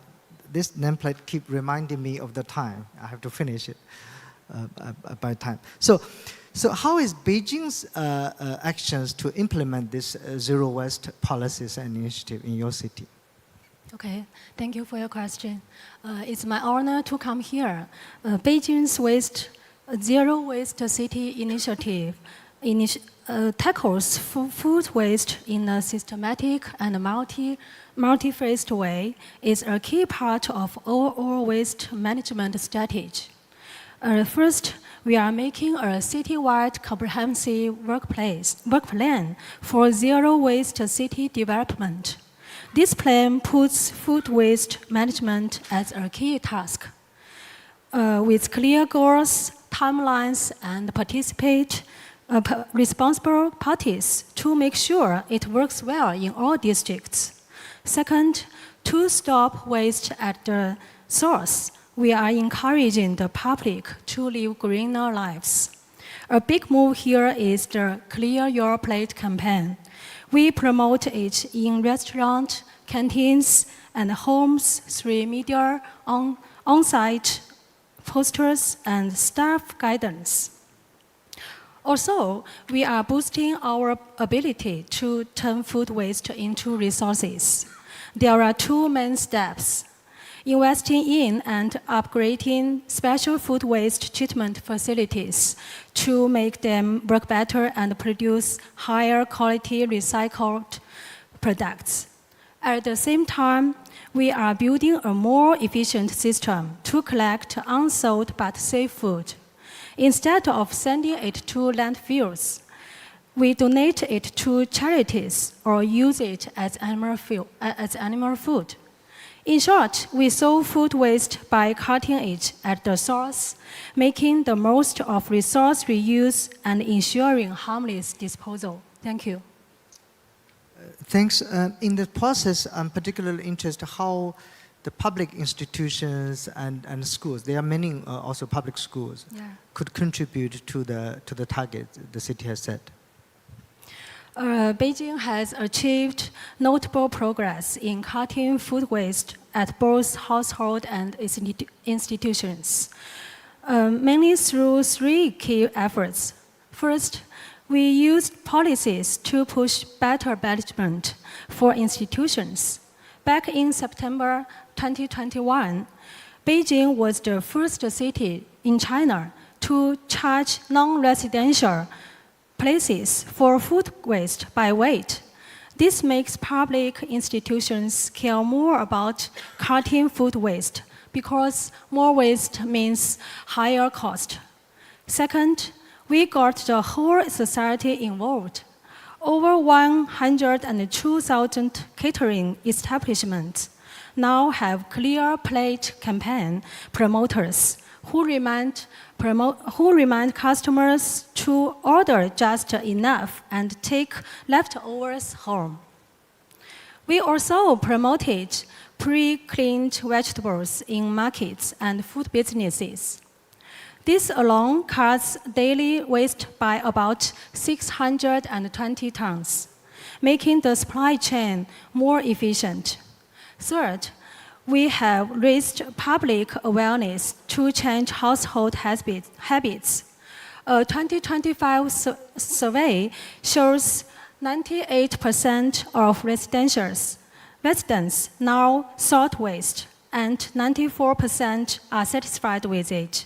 People used to sort because they had to, but now they do it on their own. It's become a daily habit, not just a rule. To sum up, mixing strict policies, societal collaboration, and public awareness works well. We have come a long way, but we'll keep refining these efforts to stay on track. Thank you. Thank you, and congratulate for the achievements so far Beijing has made. It's never been an easy task to do this job, particularly changing the understanding and the behavior of such a big population of more than 25 million. Thank you. So our last panelist is Mr. Francis Yan Agatep, Acting Chief Climate Change Environmental Sustainability Department of Quezon City from the Philippines. So my question is just, what has Quezon's food waste management ordinance played in shaping the food waste practices? First of all, we're very thankful to have Quezon City here and actually understand better how we can work on food policy as well as food waste policies.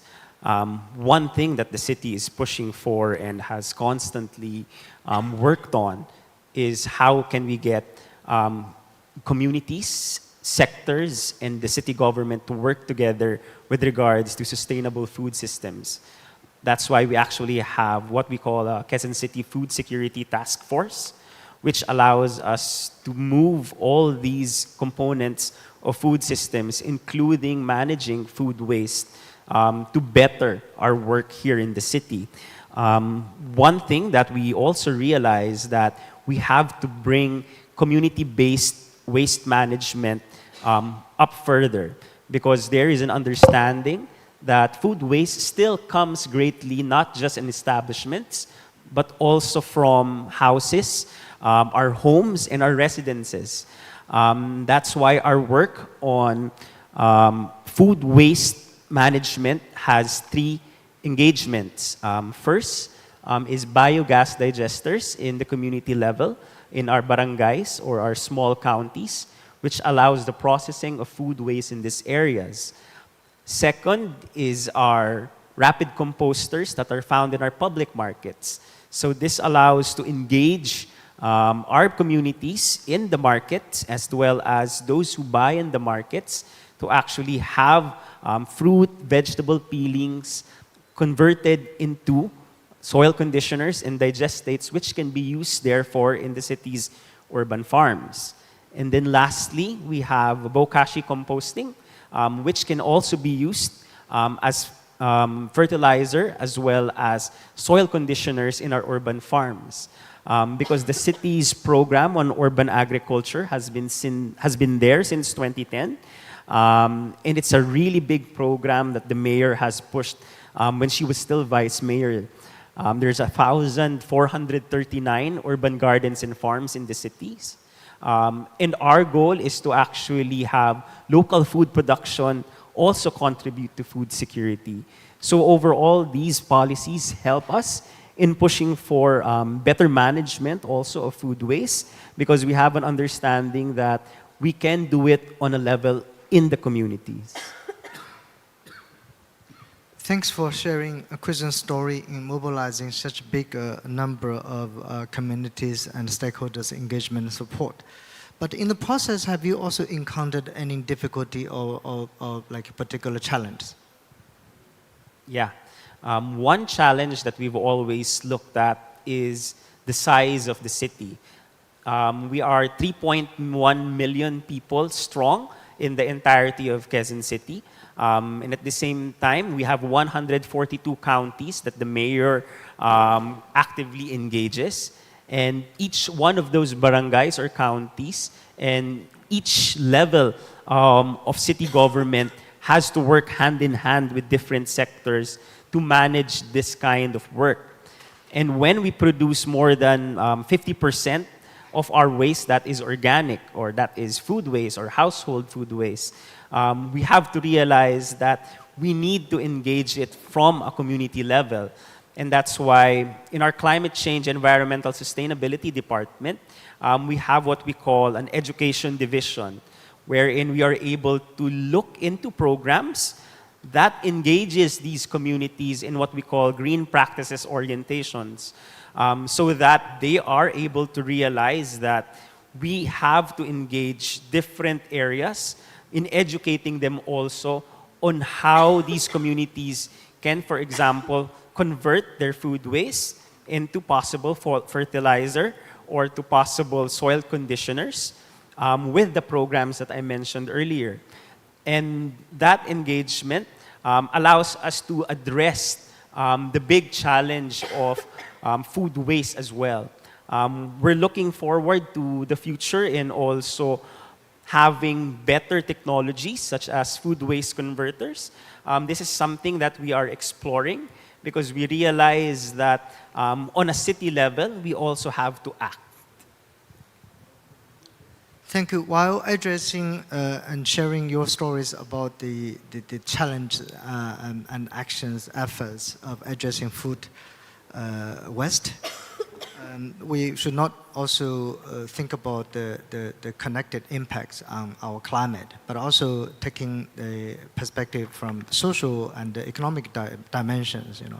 So my next question to all is that in your experiences or in your city, how you integrate your food waste management policies and actions with other important agendas. For example, your climate actions, your biodiversity strategy, but also your urban transition actions in general.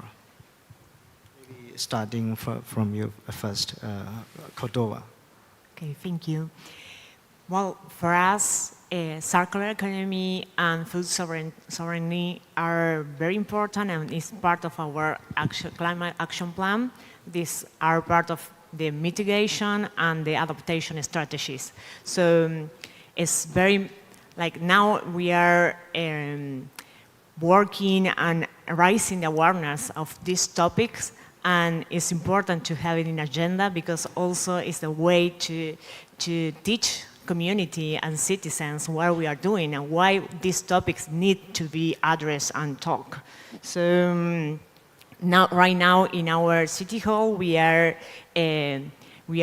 joining all the different secretaries to work together to understand what mitigation and adaptation are, what we need to do. So is the health policies engaging are connected with economy policies and also transport policies, and now we are getting that everything is very connected. So it's really important that not only the citizens, but also the government start realizing that these are very important topics that we need to address and we need to work together. Thank you, Melissa. I think sometimes it's more critical to align the understanding within the government between different departments on this kind of policy issues. You know. Then, of course, broadly engaging the stakeholders, the communities, the private sector, and civil organizations. So then, what is your experiences, Monica, in Helsingborg? Sorry, can you repeat the question just once? I mean, how your cities in addressing the food waste management with other agenda, like a climate, you know, and also biodiversity, or like a social and urban transformation? Yeah. We do work a lot with this food waste management, and it's really important for us to make all the schools, because I'm in the school department. So this is one single thing, big thing that our schools can do to actually lower the climate impact, besides what they also put on the plate. And for us to manage to actually be successful in this, we have to have good collaborations in the city, but also within every school. Yeah. Thank you very much. Now I'm asking Ms. Xiaoling maybe to share the Beijing's views and experiences. Okay, thank you. From Beijing's practice, local governments can act as both a bridge and a driver to connect these three. We focus on three practical steps to make it work. First, get the whole society involved to cut waste at the source. We promote simple, easy actions like waste sorting, the Clear Your Plate campaign, and bringing pre-cleaned vegetables into city. We get people and businesses motivated to reduce food waste from the start. This is the cheapest and the most effective way to cut carbon emissions in the food system. Second, build a circular loop to reuse resource. Since January the 1st, 2025, Beijing has stopped sending raw household waste to landfills entirely. Instead, we use technologies like composting to process kitchen waste. Then we turn that waste into usable resource, like for landscaping. This closes the food system cycle and cut carbon emissions. Third, use science to make emission reduction more accurate. Beijing has started researching a carbon footprint assessment method for collecting and processing kitchen waste. The goal is to accurately measure how much carbon we save through waste sorting and recycling. This gives us scientific support for the city's green, low-carbon development. That's all. Thank you. Thank you. This reminds us that food sector is one of the major contributing sector to the global greenhouse gas emissions. We must integrate both of the actions. So Ian. Thanks, Shu. One thing that we realize in Quezon City is, aside from setting a target of net zero 2050, the city has set almost 21% of its budget just on climate change initiatives. And that means tagging all of our efforts, both on infrastructure, on adaptation and mitigation programs, and social behavior change, links these different departments on the work on climate change. And that includes sustainable food systems. Local governments have to be proactive in actually engaging their communities with regards to food waste and circular economy. But one thing that we also realize is we have to understand our consumers better. And us, as government, we still have that role of local regulations and mandating certain policies. That's why we have to create a kind of environment that supports both the private sector and our consumers. So setting up a policy such as a calorie labeling policy, for example, was such a game changer for the city because it's creating an environment that allows empowered citizens to realize the food that they eat. And when they know what kind of food comes into their bodies and what kind of food they are digesting, they're eventually creating that demand back to the private sector and realizing this is the kind of food that we want to consume. And that creates the environment that we want to build. Another policy that has helped link different city departments is a healthy public food procurement policy. This is also heavily influenced by other countries and other cities abroad because we realize that no public funds should go to the purchase of unhealthy food, especially if these are school meals, if these are meals served in our projects, in our programs, and the mayor pushes for this kind of changes in the environment of food systems. And that allows us to create that enabling environment not only for consumers, but also the entirety as well. Yes, you mentioned a very important point that there are many instruments and approaches to address the issue, but sustainable or green public procurement is one of the most effective also measures that the local governments are taking actually. So this is also linked to my another question, as you also mentioned about the engagement, the importance of engaging private sector and many other stakeholders. I have another question, maybe it's also the last round of questions to the four panelists, is that what opportunities or challenges that you think that still have looking forward for future actions and also collaborations at both the city level or national level and also at the global level?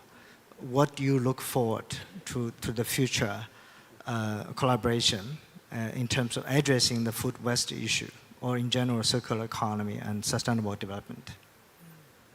Well, thank you for the question. I think one of the main opportunities that we have for this, for learning from city to our peer-to-peer experience, as we are doing now, is knowing what they are doing, like also having different perspective. Like since we are from Latin America and you are from this part of the world, we are making things different, but also addressing the same issues. So it's like it's very helpful to be more creative and not innovative in this kind of solutions. I think that one of the main challenges that we have in a global level is how we are going to address this in a balanced way. Because I have been heard listening that here you talk about IA and all those stuff, and that is a different situation in Latin America. So what we have to do as from different cities and different countries to work together to achieve this global issue in the same way. That is something that I keep thinking, and I think that is also an opportunity to be more creative in the way we are doing things, because right now we are working on or in our territories, and I think we are learning, but we have to collaborate not only with knowledge, but also with funding and with people and with scientists and all that can help all these regions that probably have less resources. So city-to-city learning and knowledge sharing, I think this is also one of the most effective and cost-effective way of opening our eyes and also learn from each other than to take it back home for our local actions. For that, we really thank the Seoul provides such a platform to connecting all of us, not only you from Latin America, but also we have a whole table of our colleagues from South American cities here with us. Thank you. So, Monica. Yeah, I agree. The opportunities that citizens can share strategies and lessons learned, very important. Cities can also create a stronger collective voice to influence suppliers, food policy and national regulations. And collaborating internationally also provides inspiration, practical ideas and motivation for local teams to actually push the agenda further. And challenges, you mentioned a little bit that the context differs. The policies, budget, cultural norms, and local infrastructure can make it a bit difficult maybe to directly transfer solutions. But yeah, there are opportunities and also some challenges. Yes, a particular point, as we all appreciate our own food, which is rooted in our culture and our lives, we may also have to think about our local context in making the policies addressing the food waste. So, Ms. Xiaoling, yeah. Okay. Looking ahead, cities have big opportunities to learn from each other and collaborate global on food system transformation. But there are real challenges too. First, the key opportunities, mostly from sharing and teamwork. Sharing urban solutions. Every city deals with food waste or messy supply chains. We can learn from each other's good practices instead of starting over, then jointly addressing global issues. Climate change and food security cross borders. Cities can jointly set low-carbon food standards and share carbon data, turning local actions into global impact. And third, exchanging technologies and innovations. Tools like food waste tracking apps and AI supply chain tools, when adapted locally, help cities improve efficiency fast. Now, the core challenges. Mainly differences and coordination. One challenge is difficulties in adapting to local differences. Due to variation in cultural habits, resource endowments, and place foundations across regions, experience sharing cannot be a simple copy-paste process, but requires localized adaptation. The other is lacking unified platforms or standards. There is no easy regular way for cities to share data or best practice, making it hard to compare notes or launch joint projects. To sum up, sharing and teamwork have big potentials. But we need to fix local adaptation and build better connection platform to seize it. Thank you. So addressing globally common challenge, but taking locally adapted actions. Thank you. Ian. Yeah. Lastly, I think cities around the world has really been pushing for sustainability in different lenses. But when we talk about food systems, one thing that Quezon City has realized is what you can't measure, you can't change. And this is what we look forward to other cities, and this is what we want to learn from you as well, is how can we take policies that are responsive to our citizens and at the same time be able to measure them back so that we can talk to our private sector, create the right policy and the right regulation so that it will enable them and in turn really give back to our citizenry. Second, that creates the avenues that will allow citizens to actually demand better. Because when we realize that when the citizens themselves are demanding what kind of policies they want, it becomes better for everyone. Because we know that this is the kind of work that cities should be doing, and this is the kind of cities that they want to live in. And then lastly, we realize that as regions and not only as cities, we have to be flexible in emerging trends. It was talked about earlier on the growth of AI and data, and this is filling up our chambers here. We're all in the same sector and in the same sphere of development work and climate change, but we have to connect that in all other sectors of the work that we do. And I think that's where cities stand really influential, because mayors have to be so adaptive and looking at many different parts of their city. And more than anything, that flexibility allows us to pursue greater goals. Thank you very much, and thanks again for all the four panelists for your excellent insights and sharing. We have a lot of lessons and good stories taking home. But to some, I think cities plays very important role in the course of addressing this common global challenges of food waste, climate change, environmental degradation, but also biodiversity loss, which are also interconnected with each other. So when the local government's making such a policy, we have to take into consideration of interconnection of these important critical agendas. But meanwhile, all the local policies should really address and being accountable to our citizens. You know, we always need to listen and discuss and engage citizens in the whole policy-making processes. But also other very important stakeholders, including civil society organizations, the youth, private sectors. And even like today in Seoul, we hear this, our actors from the art sector, you know, they are very important also YouTubers, you know, in communicating the message to the public, you know, in a very attractive way.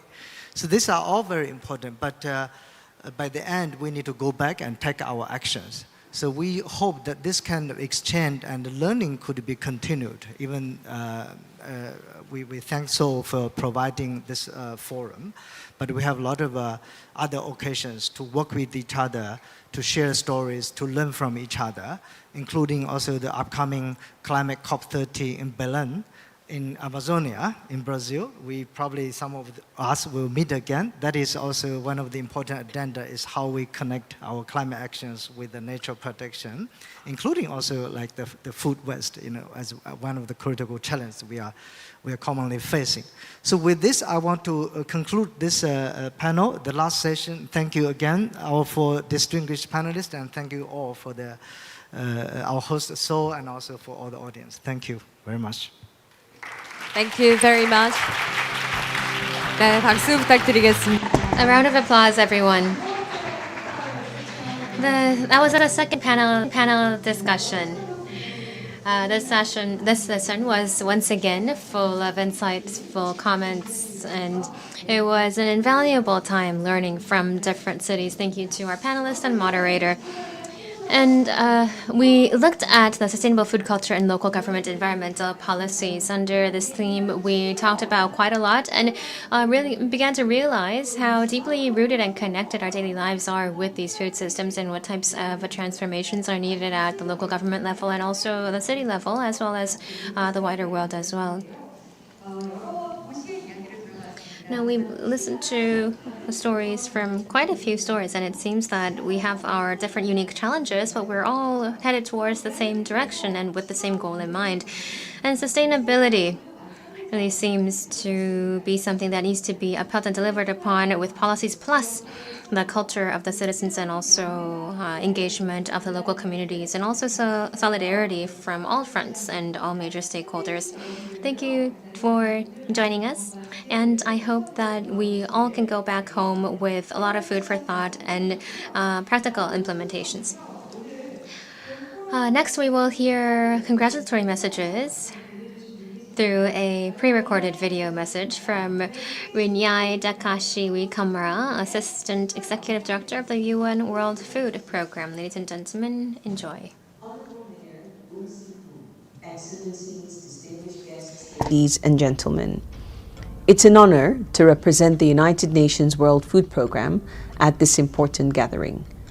Seoul is a global leader, and through its Zero Waste Seoul vision, your commitment to reducing food waste and engaging citizens in sustainable urban policies is an inspiration to the world. Yet we face a stark truth. Hunger today is not caused by a lack of food. The world produces enough, but nearly 1/5 is lost or wasted every year. In wealthier countries, food spoils in fridges or is thrown away uneaten, while in poor countries, farmers lose their harvest because of poor storage, weak infrastructure, and limited access to markets. For a small farmer, her harvest means losing half her income, and her children going hungry and losing opportunities at going to school. This is more than a moral failure, it's an environmental one. Food waste alone generates up to 10% of global greenhouse gas emissions, enough to rank as the world's third largest emitter. When we waste food, we also waste the land, we waste the water producing it. Reducing food loss and waste is one of the fastest, most impactful steps we can take to fight hunger. At WFP, we help farmers cut post-harvest losses by up to 98% through better storage, training, and access to markets. And these solutions save harvests, they strengthen livelihoods, they build resilient food systems, and none of this would be possible without strong partners, including the Republic of Korea. Here in Seoul, our team launched the Zero Waste, Zero Hunger campaign, bringing together citizens to reduce waste, protect the planet, and fight hunger. In 2021, the Seoul Metropolitan government honored WFP with the Seoul Environment Award, a partnership we are proud to continue. Seoul's leadership shows what is possible. The World Food Program stands ready to keep working with you, the Republic of Korea, and all our global partners to achieve a future with zero waste and zero hunger. I thank you. 네, 박수 부탁드리겠습니다. Ladies and gentlemen, a big hand. Thank you very much. That was the message from the world highlighting the theme and meaning behind today's event. Thank you very much for that heartwarming video. Now, this is the last official agenda for today. We'll proceed with the award ceremony for the Zero Leftover School Contest, which was held to raise environmental awareness and strengthen practical action among youth and citizens. To present the awards, please welcome to the stage Ko Seok-young, Director of Climate and Environment Policy. The Zero Leftover School Contest consists of 3 awards: Harmony Award, Passion Award, and Effort Award. We will begin with the Effort Award. Congratulations from West Seoul Life Science High School.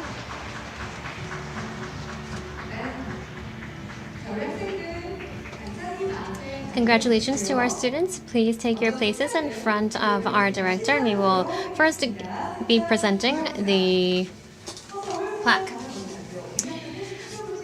The effort award goes to West Seoul Life High School in recognition of their climate efforts and their ceaseless endeavors. Mayor Oh Se-hoon. Ladies and gentlemen, congratulations.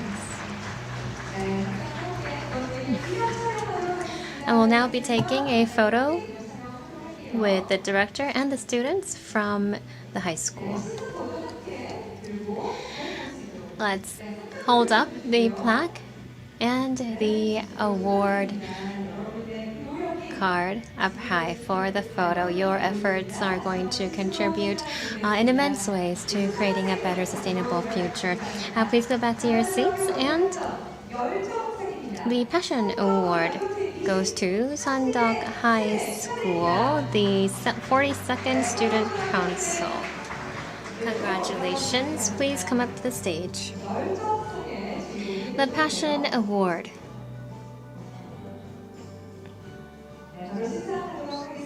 We'll now present the awards. The Passion Award goes to the 42nd Student Council of Sandok High School. In the Zero Leftover School contest, the school has been awarded for its leading efforts in reducing carbon emissions. September 23rd, 2025, Mayor Oh Se-hoon, congratulations.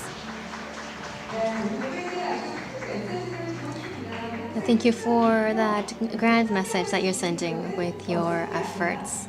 And it doesn't have to be grand, the actions. It really starts at our tables, on our trays and plates. Congratulations. A smile for the camera. It's a happy moment for all. How about some smiles?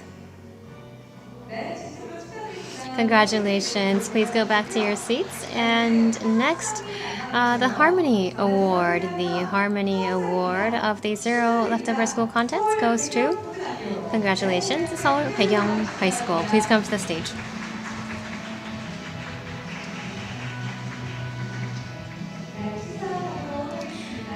We'll now present the award.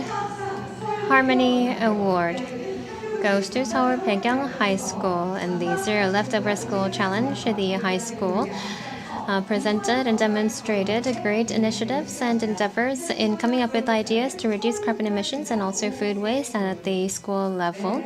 September 23rd, 2025, Mayor Oh Se-hoon. A lot of students on stage, I see. That's great to see. Congratulations. Towards a sustainable planet Earth, your actions are truly the models of what needs to happen.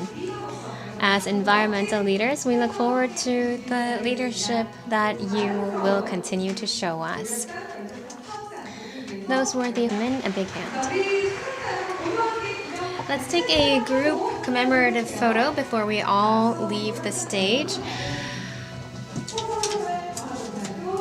West Seoul Life High School, Sandok High School, and Seoul Baekhyung High School. Will all the students please join on the stage for a group photo, and that will conclude the award ceremony. 네, 청소년과 시민의 환경 Raising awareness among citizens and to create more campaigns in the world towards a sustainable future. That was the Zero Leftover School contest, and these are your winners of that contest. The small steps we take towards reducing food leftovers will become a giant step towards building a better future. Our students are showing their leading efforts in this initiative. How about a big fist pump? Leftover zero, let's go. Now please return to your seats.